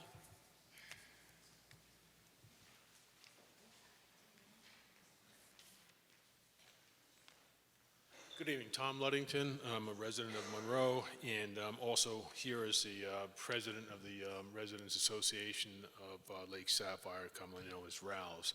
I knew there were some people coming in potentially to speak about an incident that happened on Sapphire Road on Saturday. It's been widely in social media. Essentially what it was is a group not from this area rented a property that's adjacent to the Rouse community. It's not in our community, but it's really the first house or the last house prior to getting in. Someone rented the property, and we had about between 500 and 1,000 people not from this area come for a massive rage party that lasted from probably about 4 or 5 in the afternoon till 4 a.m. If you've seen any of the video of what happened there were a lot of drinking, DJs, fighting, all sorts of things that unbecoming to the neighborhood, and certainly Monroe. I wanted to make it clear that the questions that my folks and the residents are asking are really more of the police. It's not for this board. Monroe Police did respond at one point to assist the troopers because there was a erroneous call of shots fired. That really turned out not to be true. They deemed it to be maybe one of the hundreds of cars that were there, parked all over the street. Monroe PD did roll into that to assist the troopers. The question that keeps coming up is why didn't they shut this down? It was clear there were drinking, underage drinkers there, smoking weed all over, just parking wherever, garbage, music, fireworks, It just was a raucous event, and it turned out this happens around the country from time to time. It happened last, I think, 2 months ago in Florida, we found out. Florida, the state, not here. So I will take that up with the state troopers. It has nothing really to do with Monroe as to why they didn't break that up. I'm not sure of any ordinance that may have been, rules that may have been broken. It may have been noise. I don't know what those rules are here. It certainly was selling alcohol on premises, either by buying a ticket with an open bar, or there was a lot of drinking going on there. So that obviously would be illegal. So I just think it was probably a manpower issue, because you don't have enough cops in Orange County to handle that. That was just a massive crowd of nearly 1,000 people. I did want to clear it up, though, to make sure that everyone knew that the homeowner had nothing absolutely to do with this. There are rumors going around. He had the party, the homeowner had the party. The homeowner actually made a tremendous effort to visit person by person in the community. My time's up. Is everyone okay if we just give this gentleman a minute or two to I just finish want to his read a statement? letter from the homeowner that he wrote to the community after going house to house apologizing for what happened. It said, "Dear neighbors, my name is Asher Zelik, and I am the owner of 64 Sapphire Road. I wanted to reach out personally to apologize for the terrible events that took place on my property this past weekend. The reservation was made for what appeared to be a simple 3-night stay for 2 guests. Before arriving, the guest even emailed me asking whether the pool would be ready because their children were excited to go swimming." I'll put a note in there. This was billed as the America's largest mansion pool party on the social media. That's how this gentleman promoted this. Unfortunately, it became clear that this booking was made under false pretenses. The property was instead used to host a massive unauthorized party without my knowledge or consent. From what I have learned since, it appears to have been a coordinated operation. The organizers withheld the address until the last minute and then distributed it privately, making it extremely difficult for anyone to prevent what happened. I arrived as soon as I became aware of the situation and remained there until nearly 4 a.m., working with the police and doing everything I could to bring the situation under control, stop the fireworks and noise, and get everyone to leave. I know many of you were unable to sleep, had your streets blocked by traffic, saw cars speeding, driving into lawns, and had to deal with noise, smoke, and chaos that no neighborhood should ever have to experience. I am truly sorry this happened. For the past 3 years, I poured my heart, my time, and every resource I had into restoring this beautiful historic home while preserving its character and history. Seeing it damaged was heartbreaking. Furniture was broken, walls, floors, and ceilings were damaged. The sewer system was overwhelmed and flooded parts of the house, and there was extensive damage throughout the property. There's a video circulating, by the way, of the damage. As difficult as all that has been, what happened the next day reminded me that there is far more good than bad in this world. When I returned, I expected anger and frustration from the neighborhood. Instead, I was met with the incredible kindness. Neighbors organized to clean the garbage from the roads. People I had never met introduced themselves, offered encouragement, and even volunteered to help without expecting anything in return. I cannot express how much that meant to me. Thank you for your patience, your compassion, and your willingness to help during such a difficult situation. I feel incredibly fortunate to be a part of this community and hope that over time I can earn your trust and show that this incident does not reflect the kind of neighbor I intend to be. Thank you again for everything. So there is good in our town, all right? And that's Thank all you, I have Tom. tonight, all right? I'm going to yield my immediate comments in the interest of time, but I'll be in touch with you at the I have end. a copy of this if you need it. And the owner, by the way, is here. He decided to come today. He was having difficulty getting here. He wanted to come and say hello and thank everybody. Okay? Thank you. We'll speak at the end and after the meeting. Okay, next speaker. Carol Scully, followed by Rick Colon.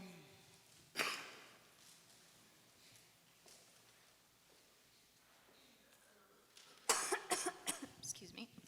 Good evening. Hello, Carol Scully, Town of Monroe. I know everyone is concerned about overbuilding and clear-cutting of our land. As a current resident for almost 50 years and another 6 in Woodbury, I'm also deeply concerned about these issues. However, I am very disappointed and frustrated with the people who live here, some of the people, and those that have left who are constantly complaining that this is not the same Monroe as they remember. Nothing is really the same as you remember from when you were growing up. Don't get me wrong, I feel your frustration.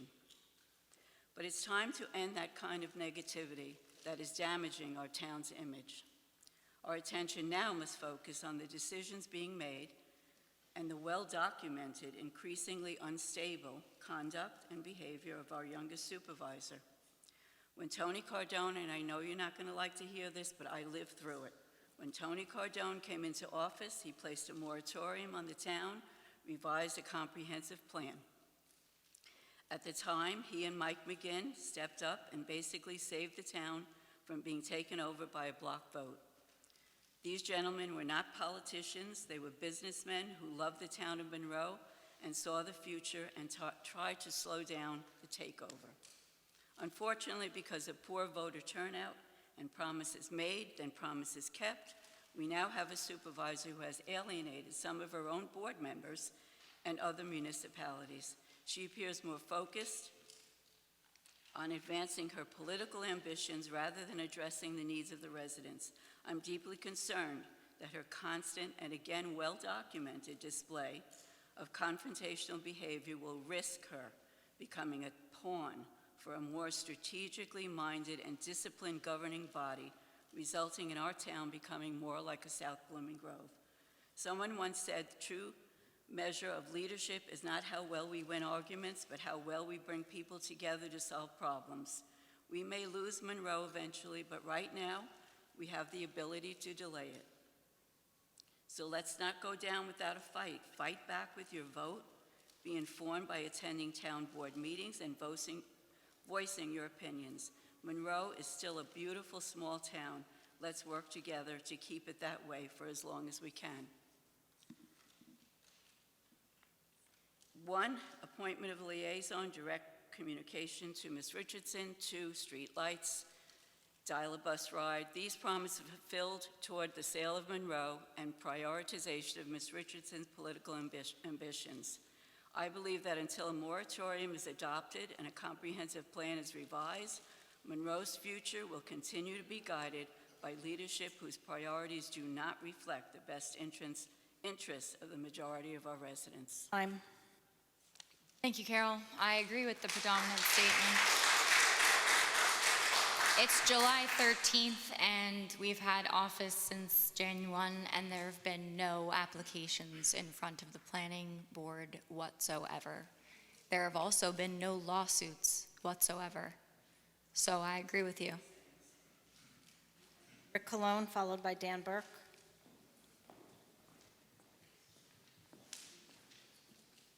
Rick Cologne, Berwyn Road.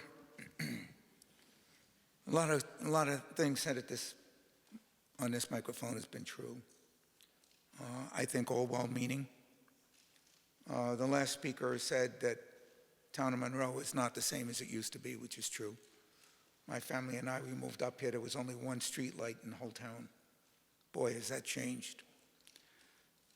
But let's understand something. The village mayor was elected by less than 20% of the eligible voters in town. This is our town, and when I say our town, all of the residents, everybody who has spoken here. So important that we not only get out to vote, but to make sure that the town board understands what people are looking at and what they expect and what they want. We have to have positions filled on planning, which is very important, zoning, and also with the new ethics board that's going to be coming up. Yeah, when the ethics law is So, done, we'll yeah, need volunteers. there's always work to be done in the town. Nothing is ever complete. Nothing is ever 100%. So I thank everybody on the board for their contribution to this town, as well as all the speakers who come well-meaning to build and not to tear down, to add and not to take away. It's a lot of work being up here. And and I do appreciate all of the speakers who do come up. Thank you. Thank you, Rick. Dan Burke, followed by Carol Hawkshurst. Yeah, good evening, Dan Burke, elder statesman, Rye Hill Road, Village of Monroe, Town of Monroe. And Madam Supervisor, I have to apologize. The last time I spoke here, I said you had 23,000 votes. Whoa! It actually was 2,522 votes, but it was good enough for 57%. It meant that a very large part of this community wants you to be the town supervisor. And they gave you 4 years. Actually, it's only going to be 3 years. But I think we should take a step back, let the town supervisor carry out the business that she was elected to carry out, and let's see how she does. Anybody doesn't like it, you get the vote next time. And it'll be in 3 years. I think I heard somebody say, move on. I think it is time to move on. And the same group that chopped that budget in order to try to cripple the new administration, somehow or other thinks it was a wonderful idea to put $100,000 in your budget and then take it out and spend it in December. And they thought that was a good idea. I think that's like you go to a restaurant and you talk to the maitre d' and he says, you see that couple that just left? They had steak and lobster, and they say you're paying for it. But we need to not only move on, but have a little bit of restraint. And our supervisor is Madam Supervisor, and if you're criticizing her, making personal attacks, do not call her by her first name. Thank you. Carol Hawkshurst, followed by Steve Thaw. Madam Supervisor, if I could say one comment. I've been sitting at board meetings like this for 27 years. I've never seen any board member attacked like you've been attacked. It's unbelievable. If you disagree with a political move or something that the town board does, say it. Do not attack this woman who is a supervisor in the town. It's really, I've never seen it. 27 years, almost every night of the week for 27 years. Never seen it anywhere. Just a comment. You don't have to agree with me. You don't have to clap. You don't have to do anything. It's just ridiculous, in my opinion. Thanks, sir. 27 years. And I may be the same political party as most of you out there. I'll clap for you, Darius. It's unbelievable. So residents do have the right to, speak. You can say whatever you want. And I'm sure you've attended other town hall meetings. I think that's a ridiculous statement to say that. 27 years, every night almost. I'm sure, and she hired you, right? So let's move on with what I want to say. What does that mean? What do you mean by I'm that? not going back and forth. This is my What time. do you mean? This is my time. You make Val, no can you sense stop what the you're time? saying. Because obviously he's You can have leading 2 into it. seconds more. You're not making Not any 2 sense. seconds. I said it was Supervisor Richardson the one that hired you. What did you say before that? What did I say before that? What did I say? I don't even know. All right. Thank you, everybody. Let's take a breath, be productive. What did I say? I don't know what you said. And you can have your full minutes. I don't think it was anything offensive Enough. other than to say people have It's the right enough. to speak. Let's please move on. Yes, Have your yes. full 3 minutes, Thank you. Carol. Thank you. Thank you. So I did want to start off. My name's Carol Hawkshurst, live in Monroe. Sorry, George, what? Move the mic? Oh, don't pulling on the move mic. the Okay. microphone So because can the we- stand is delicate. Okay, sorry. Let's start over. In speaking about this, I'm asking for you to consider amending in the bylaws that you allow 5 minutes for public comment, since you seem to have allowed it for some and not for others. Regarding the comprehensive plan, which I have brought up a number of times to you, and I'm asking again because I know that you prefer to answer after I speak, any resident speaks, then I sit down, and I have more questions because I don't understand exactly what you're saying, but I can't ask it. And I don't think that's fair to a resident. But my question is, please explain why again, when there's money in the budget, $45,000 that the past administration left to revise the comprehensive plan or review it and revise, why are we not moving on this? Is everyone in the audience okay if I just answer this question for her directly? Yep? No? Okay. So then we will wait, and I can't because that's the procedure. Okay? So if you need to see me in my office, you can. Okay. I mean, as long as you answer at the end. I have, and I will. So. Okay, thank you. I don't understand how we don't have an ethics board to protect the employees. I don't understand that.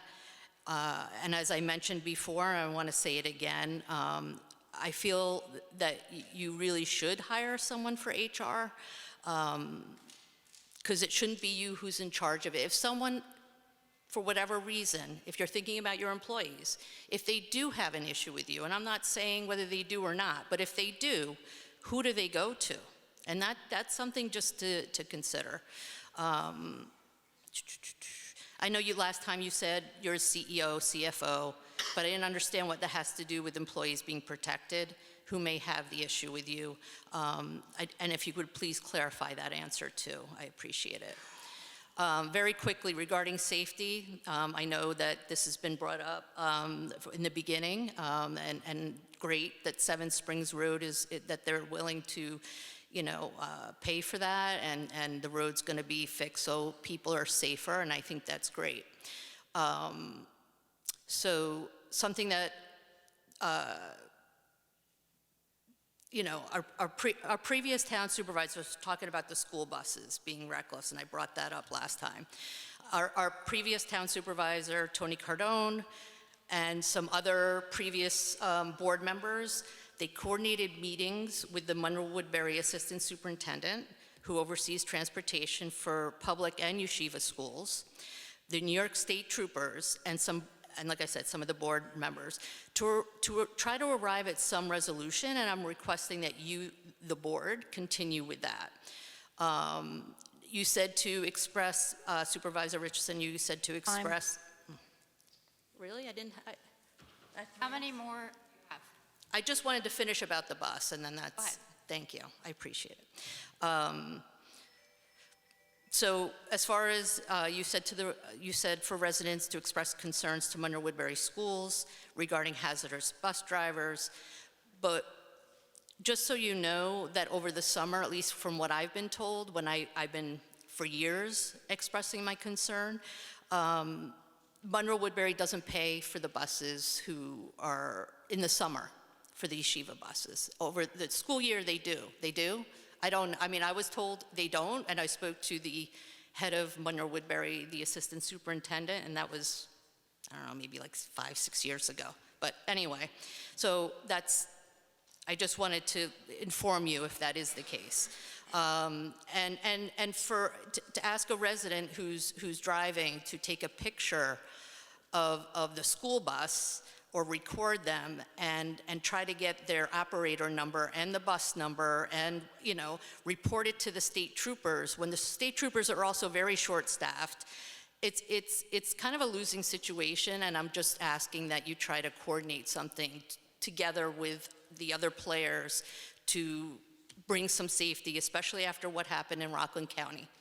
Your time has expired, so Yep. if you have just one or two more punch points about topics, we can allow that, but That was it. I just Okay. wanted to say, it was a tragic situation that happened in Rockland. I don't want to see it happen here in Monroe.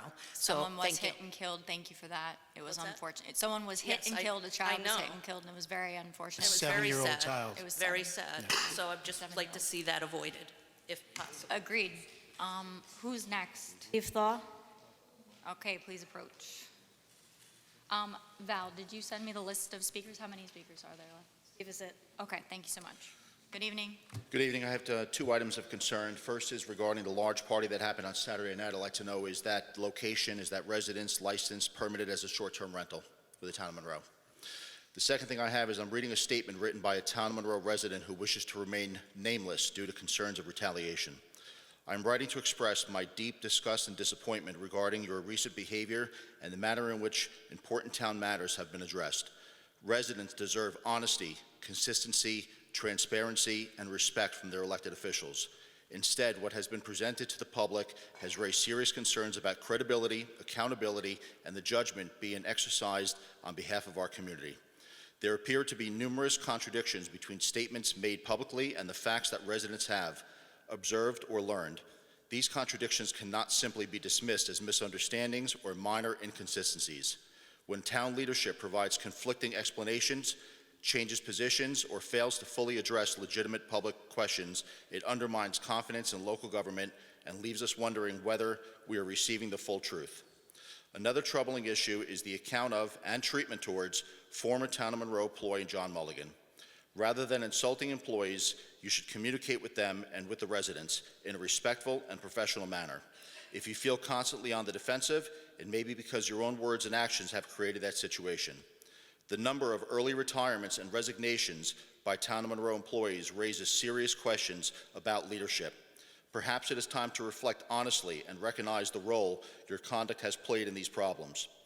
Rather than addressing these concerns directly and forthrightly, your conduct has created the impression that difficult questions are being avoided, minimized, or mocked. This is unacceptable. We are entitled to leadership that takes full responsibility, communicates plainly, and applies standards fairly and consistency, regardless of personal relationships, political convenience, or public pressure. As town supervisor, you hold a position of public trust. That trust is damaged when residents see contradictions, evasiveness, or selective explanations. It is not enough to ask the community to move on without first providing complete answers. Accountability requires more than words. It requires transparency, consistency, and action. Until these issues are addressed openly and honestly, many residents will continue to view your handling on all matters with disappointment and distrust. I hope you will use this opportunity to restore public confidence by answering residents' questions directly, treating different viewpoints with respect, avoiding favoritism, and demonstrating the accountability expected of the Office of the Supervisor. Thank you. Thank you, Steve. That's all for public comment. I agree with the sentiments, and I wish you had used more specifics because I'm here answering people's questions. In fact, my attorney is like, stop answering people's questions. I'm here in my office every day. If you're asking me to clarify the John Mulligan truck timeline, I've got that in my notes to go over. Anybody who has questions on it can ask me. I'm not hiding anything, and I do feel that there is a large gap in public understanding from procedural issues, municipal law issues, the way that we have to go about tasks, and the terminology that we use to go about these tasks, and the timelines that we're restricted to as a municipality versus the criticisms that you brought to light. I do feel that is the prevailing tone of people. However, I do want to point out that, you know, it's not a completely unbiased source. There were 50% of people who voted for one person and 50% of people who voted for another. Most of the commenters who have come up repeatedly are in fact on said committees and commissions that directly dealt with those prior administration who was here for a very long time. I worked with that administration on multiple items despite great differences and tried to contribute as much as I could, you know, in that. So I'm going to let Lewis and Beth go first, and then I'm going to go through my punch list of everything. You know, when I was at Coca-Cola many, many years ago, about good 32 years ago, one of the things I learned, never send an email out after you're upset. Because if you send that email out, it's going to be a scathing one, right? So, with that being said, after listening to our attorney say that 27 years he's never seen anything like this, and you're absolutely right. You probably haven't seen anything like this because the political party that was here, they refuse to let go. They did so many different things. While I was an observer sitting in the audience and watching Ms. Richardson, they, for lack of better terminology, they weaponized the HR department against her. They weaponized the ethics board against her. They tried everything anything they could possibly think of to damage Ms. Richardson's reputation. And they're still trying to do it now, and I gotta tell you, it's not very successful. It's the same people that come in meetings, the same meetings. They always say the same thing. It's people that, their opinion, it's the same opinion, it never changes. And it's the same party that was here before, and they will continue coming, and that's the beauty. I stated in my last comments I made in the last meeting that this is a beautiful country because you can speak your mind. You have the First Amendment, the freedom of speech, and I strongly believe in that. But to attack someone's character, both on and off social media, it's just getting to the point where you guys need to pick something else. Pick something else because it's not working. The general population, and there's chuckles in the audience because you guys are all in it together, right? You guys come here together. It's the same group of people holding hands every single meeting and tossing stones at elected officials. Do you think it's easy? Do you think it's simple to sit here in this seat, okay, and take criticism time and time? Okay? She's 31 years old. She's exceptional. And that's why I ran with her. That's why I chose to run with her. You may not see that. You're from the other side. You guys need to give it up and stop being sore losers.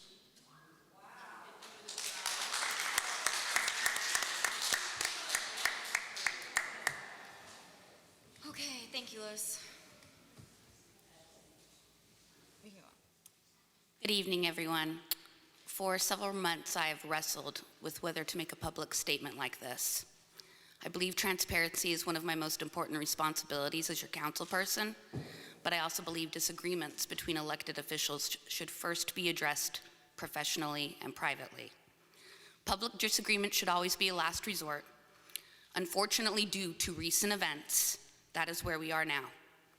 Over the past 6 months, I have repeatedly attempted to resolve serious concerns behind the scenes because I did not want our residents caught in the middle of a conflict. Unfortunately, those efforts were not successful.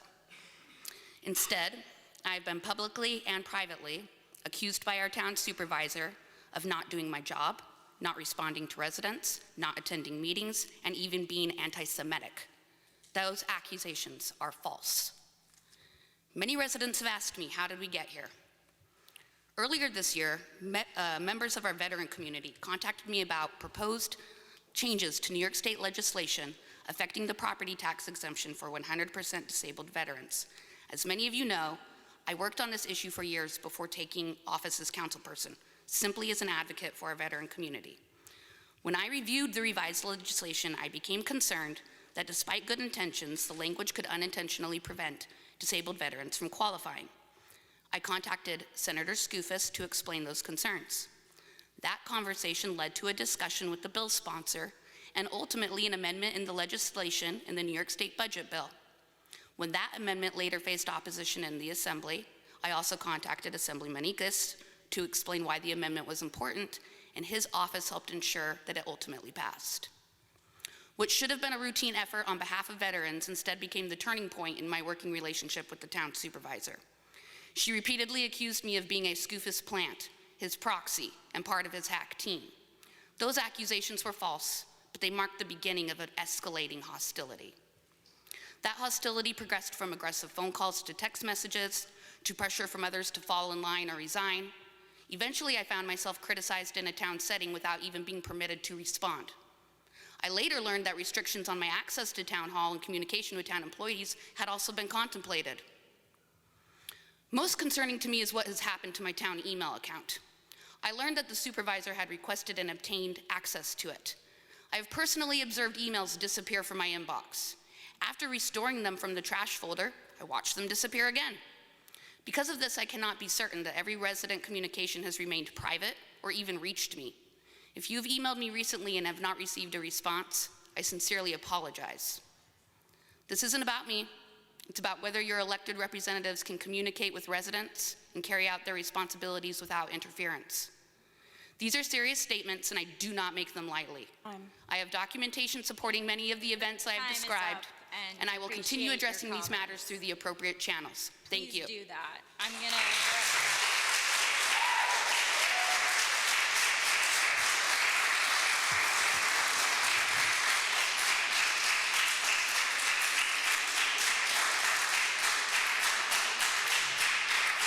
you, everybody. I'm going to address that because we get a full round of applause from the room when we have a fight publicly and make accusations that multiple board members already know behind the scenes aren't true. So the majority of the board who's actually been shouldering the brunt of this transition has had to deal with being screamed at by Beth Stevens on multiple occasions. We've had town employees lodge HR complaints where in an executive session she slammed her arms down on the table and literally had several employees complain the next day that she either was aggressive towards them in the response about that bill to our own tax assessor, who you accused of misleading you, and I had to broker a conversation. I never did that. Excuse me, you had your uninterrupted time. And I had to explain to you that Carla McNamara doesn't have a political bone in their body.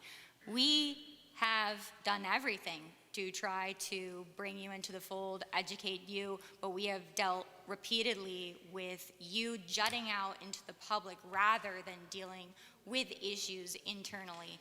And we have kept that quiet. But to have dealt now with the third or fourth public evisceration that you put out, where you jumped online to say that it was a conflict of interest, that I had appointed a Jewish liaison, that you fueled flames as somebody with internal access, that you claim our relationship devolved over Skoufis when there were multiple witnesses, including Rick Colon, at the town-funded training event where you screamed at me in public and denied apologizing.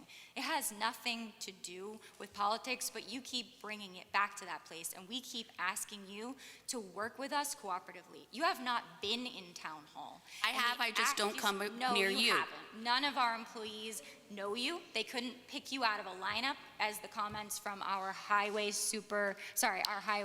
mechanics and our highway IBEW shop steward, after you made comments representing them at the prior meeting, they completely resented that. They do not like the representation that you have brought and the attitude that you have brought. And one of our town employees actually requested to enter executive session to speak to you about the way that you vote no on certain initiatives and staff without ever speaking to them, without ever showing up to town events, without ever showing up to town hall, without ever asking them to explain these initiatives to you. And now you go to the extent that I'm deleting your emails.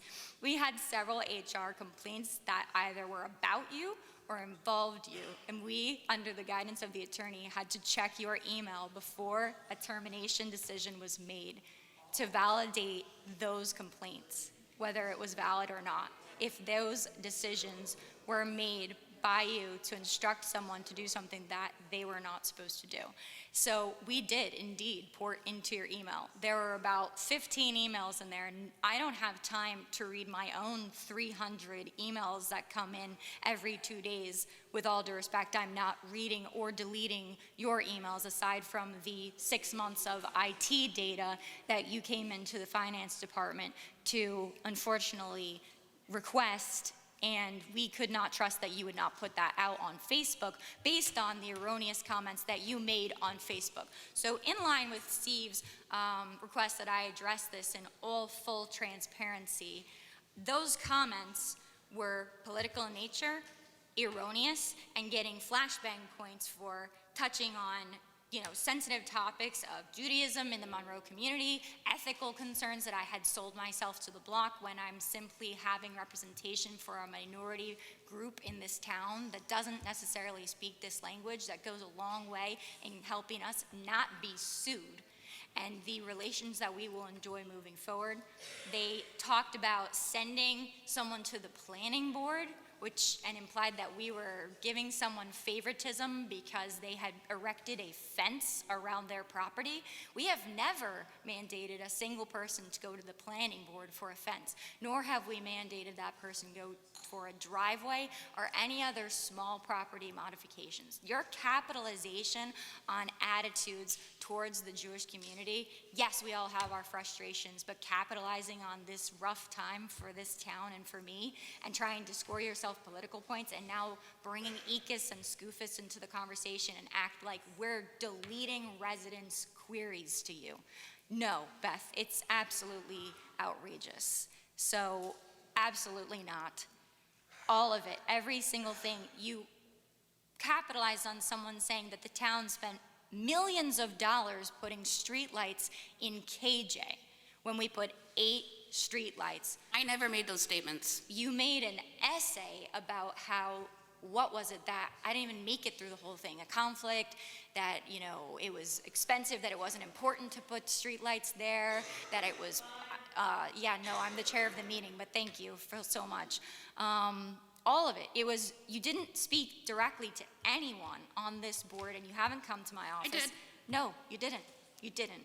So to continue pretending that you've tried to solve things with us directly when Louis and I have been in the crosshairs of your political tirade is outrageous. So to address residents, John Mulligan, someone mentioned that there was a motion covering my actions. You will be removed from the board meeting if you do not stop speaking so that we can answer residents. Because despite the actual commotion to prevent us from doing the work at hand, if we're going to entertain drama, I'm also going to provide answers to the residents who came up and asked legitimate questions. So, in regards to John Mulligan, the motion that was unanimous in nature approving the purchase of the truck authorized the supervisor to sign a water utility purchase not to exceed $100,000. No, this did not get signed, as it's the authorization for the supervisor to look at that contract in conjunction with the attorney and as the budget officer decide whether or not we're going to spend those funds. That contract was not signed. How did that motion reach my desk? When a call from, who was it? It was Councilwoman Bingham asking if Bill Brown, the highway superintendent, could sign for John's new truck. However, the last time that we had heard anything about John's truck, it was supposed to be a used vehicle. So, imagine my surprise when we called the dealership and tried to get these documents, and they were dated back in December. We reached out to the representative at Healy, and it was part of the conversation that John had actually ordered and custom built a utility vehicle that was a Ford F-550, which, if anyone in the audience actually realizes, is the most powerful vehicle that you could have, aside from 2 steps up. It can tow a house. It is extremely expensive, and no, it is not something that the water department needs because we are currently using a 150. We made the motion because we thought that the municipality was on the hook for that purchase and that it was bound by John Mulligan, and that if we did not make that motion, that we would be sued, that we would be pursued in court, that John would be on the line for this purchase. And so when we made the motion and I reached out to the dealership and did my research and spoke with the attorney, we realized that no prior board, no individual employee could bind a purchase. So an illegal purchase can't bind a municipality to said agreement, and we decided ultimately to save the $100,000 and not spend it, as nobody here was actually involved other than Mary Bingham in the details, the research for the truck. And that's just not how it's done in a municipality. We have discretion of what's bought, why it's bought, what utility it serves, and that there are discretionary packages and options with every single vehicle purchase that we make.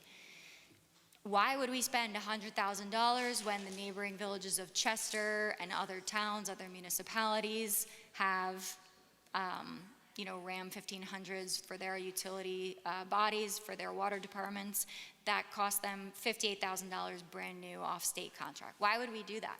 Because someone who's worked here a long time wanted leather seats in a 550? We get why someone wanted it. It's a great truck. It would last a really long time. It's like the peak toy that you could have. However, is that their most responsible thing? No. So yeah, I made the tough call to be the bad guy and say, hey, we're not doing that. Every single guy I've spoken to who knows the difference between 150, 350, 550 have all taken a breath in shock and asked, what is he needing a 550 for? So sure, did the water department need a new truck? Absolutely. Will the new water department head receive a truck that's up to the job? Yes, we're actually speccing out trucks right now, and Rick Colon is helping us. So we're not sure what the drama over this truck is or why certain members of the prior administration or the public would want us to spend $100,000 on a 550 when there are trucks that can get the job done for less money. And we can put that money to use immediately by funding other employees in the water department. So where someone was working completely alone, holding, as they say, his eyelids up with toothpicks, going from snow plowing in the winter to fixing water main breaks in the freezing cold in the same night. That's dangerous. That's not anything that anyone should have done. And the prior administration let one man do that. He was one man and there was no redundancy. If he was injured, sick, on vacation, decided to leave over stress at any moment, we would not have a qualified water operator running our entire drinking water system throughout the town of Monroe. That is one of my biggest priorities from day one in speaking with John that we were remediating. So this extra funding that we saved from not purchasing the 550 and not being obligated into that purchase saved us that money, and we're gonna put it towards water department personnel. So that's the nitty gritty, and it takes about 10 minutes to explain, and everybody wants to rip my head off because of that. So you really can't win, can you? You can't win. Tom, that's a horrible story. The parking, music, fireworks, drinking, state troopers. Did you say, and just shake your head yes or no, that the state troopers failed to break this up? This party? Just, did the state troopers fail to break up this party? So they failed to break up the party. So the only they did not break up the party. So they did not break up the party. The only explanation I have for that is, unfortunately, the town of Monroe, as we all know, does not have its own police. We were in the unincorporated town of Monroe, we are relying on state police. The state police have to adhere to state-level ordinances only. So if we have a local noise ordinance, they cannot follow that, when we do.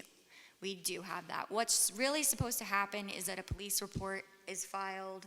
In extreme circumstances, our building department sometimes comes out, but they have the same hours as the town hall. They go home at 4 or 5. Not to say that they don't work their butts off, they do, but they are not overnight employees. And right now we don't have that code enforcement ability with state police.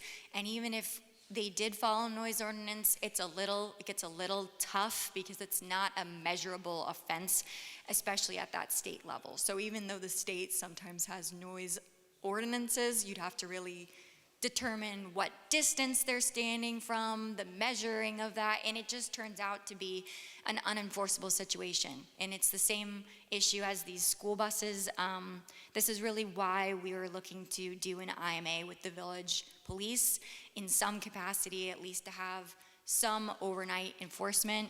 We were giving the village of Monroe that, time during their transition, which started in May, 6 months in, rarely accomplishes anything except just the personnel issues that we've seen, restaffing, staffing, learning, observing, and getting established. So we are waiting for the new village administration to come back to the table on that negotiation. And we all know that that was not in the budget for this year, so there was nothing there to act on. I really apologize. I'd like to speak more in my office and see that video and have maybe a more candid conversation with state troopers on what, if anything, we could do. Yeah.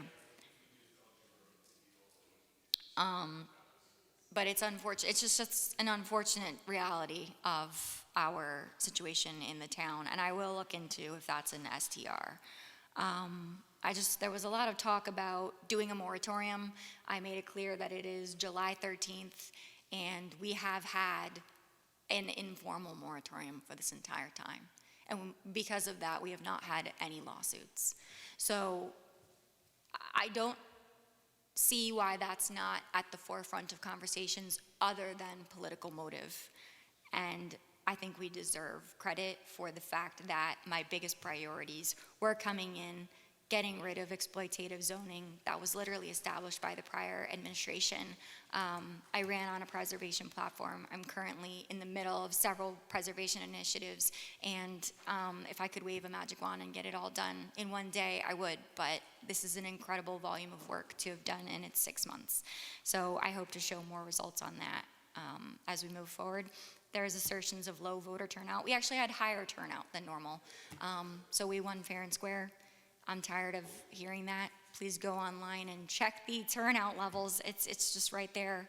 To address again, Carol, you've come, and with all due respect, I like your comments. They're always focused on the task at hand and asking why, but I feel like I've answered the same questions over and over.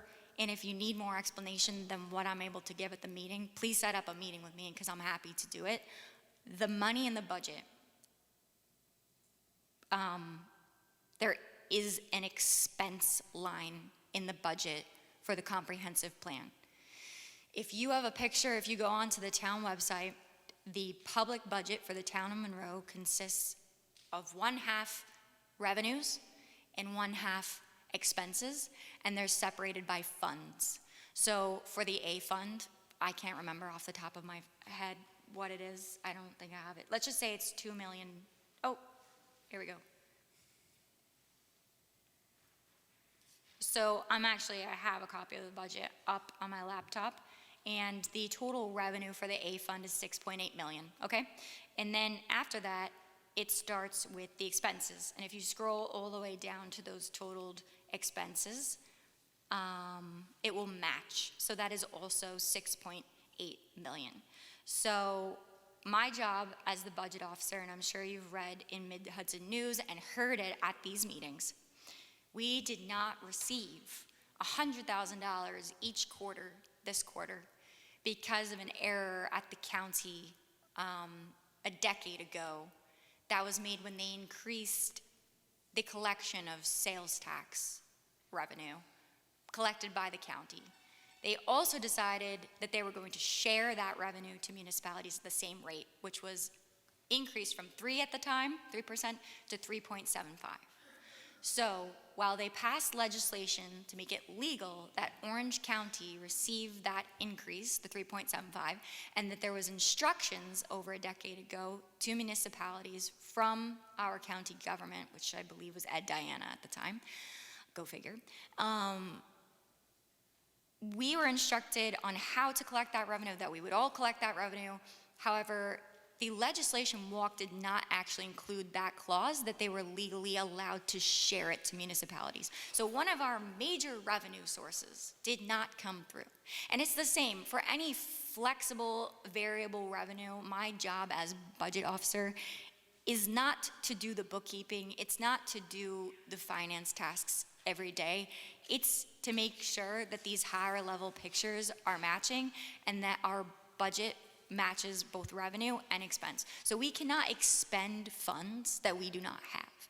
And it is my job that when those measures come to the board members and we are approving those measures financially, to make that expense, in the case, let's say, of the water vehicle, if that's done without noticing me or my office and it's purchased, the reason it comes through the board is that we can verify that that revenue is where it says it is, that we have it, that it's prepared to be spent, and then that's the decision of the board as a whole. We do not have that revenue. We lost $200,000. In the budget, no one prevents me, the supervisor previously, from overstating, unfortunately, certain revenues. So on top of the fact that there was this county error, I've also talked about sort of vindictive, retaliatory behavior that we perceived on the way out. And that includes not budgeting for certain increases for the Teamsters salary that Ed's here, that we've had to deal with a lot of issues in his department with the dial-a-ride drivers, as there were positions currently employed, people from the prior administration who remained employed here, whose salaries were just not in the budget. Unfortunately, those mistakes can be made, and all it takes is a 3-vote majority for a municipality to incur financial hardship. Wallkill right now, after some tumultuous elections, they just got $4 million walked in the state budget to correct real severe malfeasance. So it's a threat and it's possible. Thank God that's not at all what I'm saying our situation is. However, we have to make serious corrections. There were essential services in here that were under budgeted, underfunded, revenues that were overstated, that were variable revenues, such as county tax. Basically, if I say that we're gonna get $1 million because the Woodbury Commons is really gonna hit off this year, I'm allowed to do that. It's actually insane. And it's not gonna come through. So I can say, because I'm mandated as the budget officer and as this board, our revenues have to match our expenditures. They have to be, if they're 6.8 up here, they have to be 6.8 down here. So I can lie. That would be wrong. And that's what happened. To say, oh yeah, everything's good, they all match. We're spending as much as we're making, don't be worried. And that is what happened. And that's what we're dealing with. And I'm a new supervisor, so I'm learning this process, not coming in where things are well managed. They were not. And it's on top of an issue that's countywide. So everything that I've been doing has been to try to make responsible discretionary decisions with the money that we actually have. And we can't, unfortunately, spend on initiatives that aren't just keeping the actual lights on right now until we see those revenues come through. The good news is that we've been worried about this for 6 months, and the governor has just called that bill up to her office, and she has done that, which means she has a 10-day time frame now to sign it, and she would not have signed it, called it up to her office if she was not going to sign it. So that is what I mean when I say there's no money there to do it. So even though you see the outlined expenses, that there's money in the budget, some of those revenues have not come through, they were overstated, and it's not pockets in savings accounts, as one might imagine. It's like, I'm gonna get paid on Friday and I'm gonna buy myself new sunglasses. Like, if you don't get paid on Friday, you're not buying it. So that's what I'm trying to do here, and I understand it's really dense, and those people who sit and pay attention to the explanation, I was just asked by a resident to explain in detail and answer in detail. It's dense, and it's a lot easier to make punchy political statements about, it's been 6 months, do it, get it done. She's not adhering to promises. My promise was to do the right thing by taxpayers, even if it takes 15 minutes to explain what's going on. And it takes me hours to learn this, and it's taken me 6 months to do my best effort to protect this town. And I was born and raised here. So yes, it's really tough to know this, and this is not something common sense. It's hard, it's abstract, municipal law is abstract, and that's what we've been dealing with. So we have to pay benefits, salaries, maintenance, utilities, basics, all of that, before we can say, yes, let's go ahead and build and do new initiatives. We've marked these things, such as the comp plan, as essential to us in the long term, but unfortunately non-essential until our finances have been straightened out, which we've enlisted O'Connor Davies. Helen Knickerbocker has been an invaluable resource, and now we've got Cheryl Gross, and we're building up our team. As for Emmis Darkeyosher, I was on the board during this time with the buses. I was involved in those conversations, and I've continued those conversations, and we've spoken about it at several meetings where you've come up and made the same comments. We are not the law, unfortunately. Again, if I could go up to a contractor with Emmis and Dark Yosher and get them to stop speeding, I would. I would go down and I would stand in your road and I would prevent them from backing on to Orange Turnpike, because that is ridiculous. And I am equally shocked and appalled at every story that every person has come up, and I've seen it with my own eyes. It's a problem.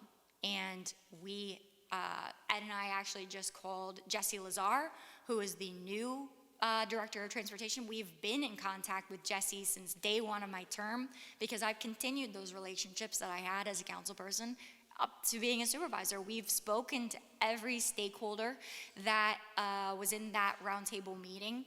We offered to have another one, but all of those stakeholders already engaged in that meeting and already understand that none of us are the color of law. The best example, the most succinct example, other than stating I've spoken to Jesse Lazar at Monroe-Woodbury, I've spoken to board members at Monroe-Woodbury, I have spoken to Judah Spitzer, who's the director of KJ Transportation. We have spoken to the village administrator. We have spoken to members in Woodbury. We've spoken to the state troopers, all of it. We've done all of it. It's still going to continue to happen, unfortunately. The best example, like I was saying, is that you may have noticed that there are brand new buses that have special cameras, that Steve Newhouse, the county executive, came down and spoke at one of our prior meetings, that these exist. They're able to ticket individuals, but those tickets don't actually put points on your license, because unless a police officer sees you with his own eyes, you're not considered guilty to a standard of law. So while yes, we need video, it's unfortunate. We can't just take an eyewitness account. We can certainly take an eyewitness account and complain to Judah and Jesse, and they can speak to that driver. But if you're looking to hold them to the rule of law, a police officer has to visually be there and witness that going on, and that is the standard of law, and unfortunately, none of us rise to that occasion. We're all very concerned about it, and we are taking it seriously. And that's why we continue to say that if anyone in the community is experiencing these issues, we're happy to be an advocate. And we have encouraged every time what the procedure is. We've encouraged that we are in conversations with these stakeholders and continue to be.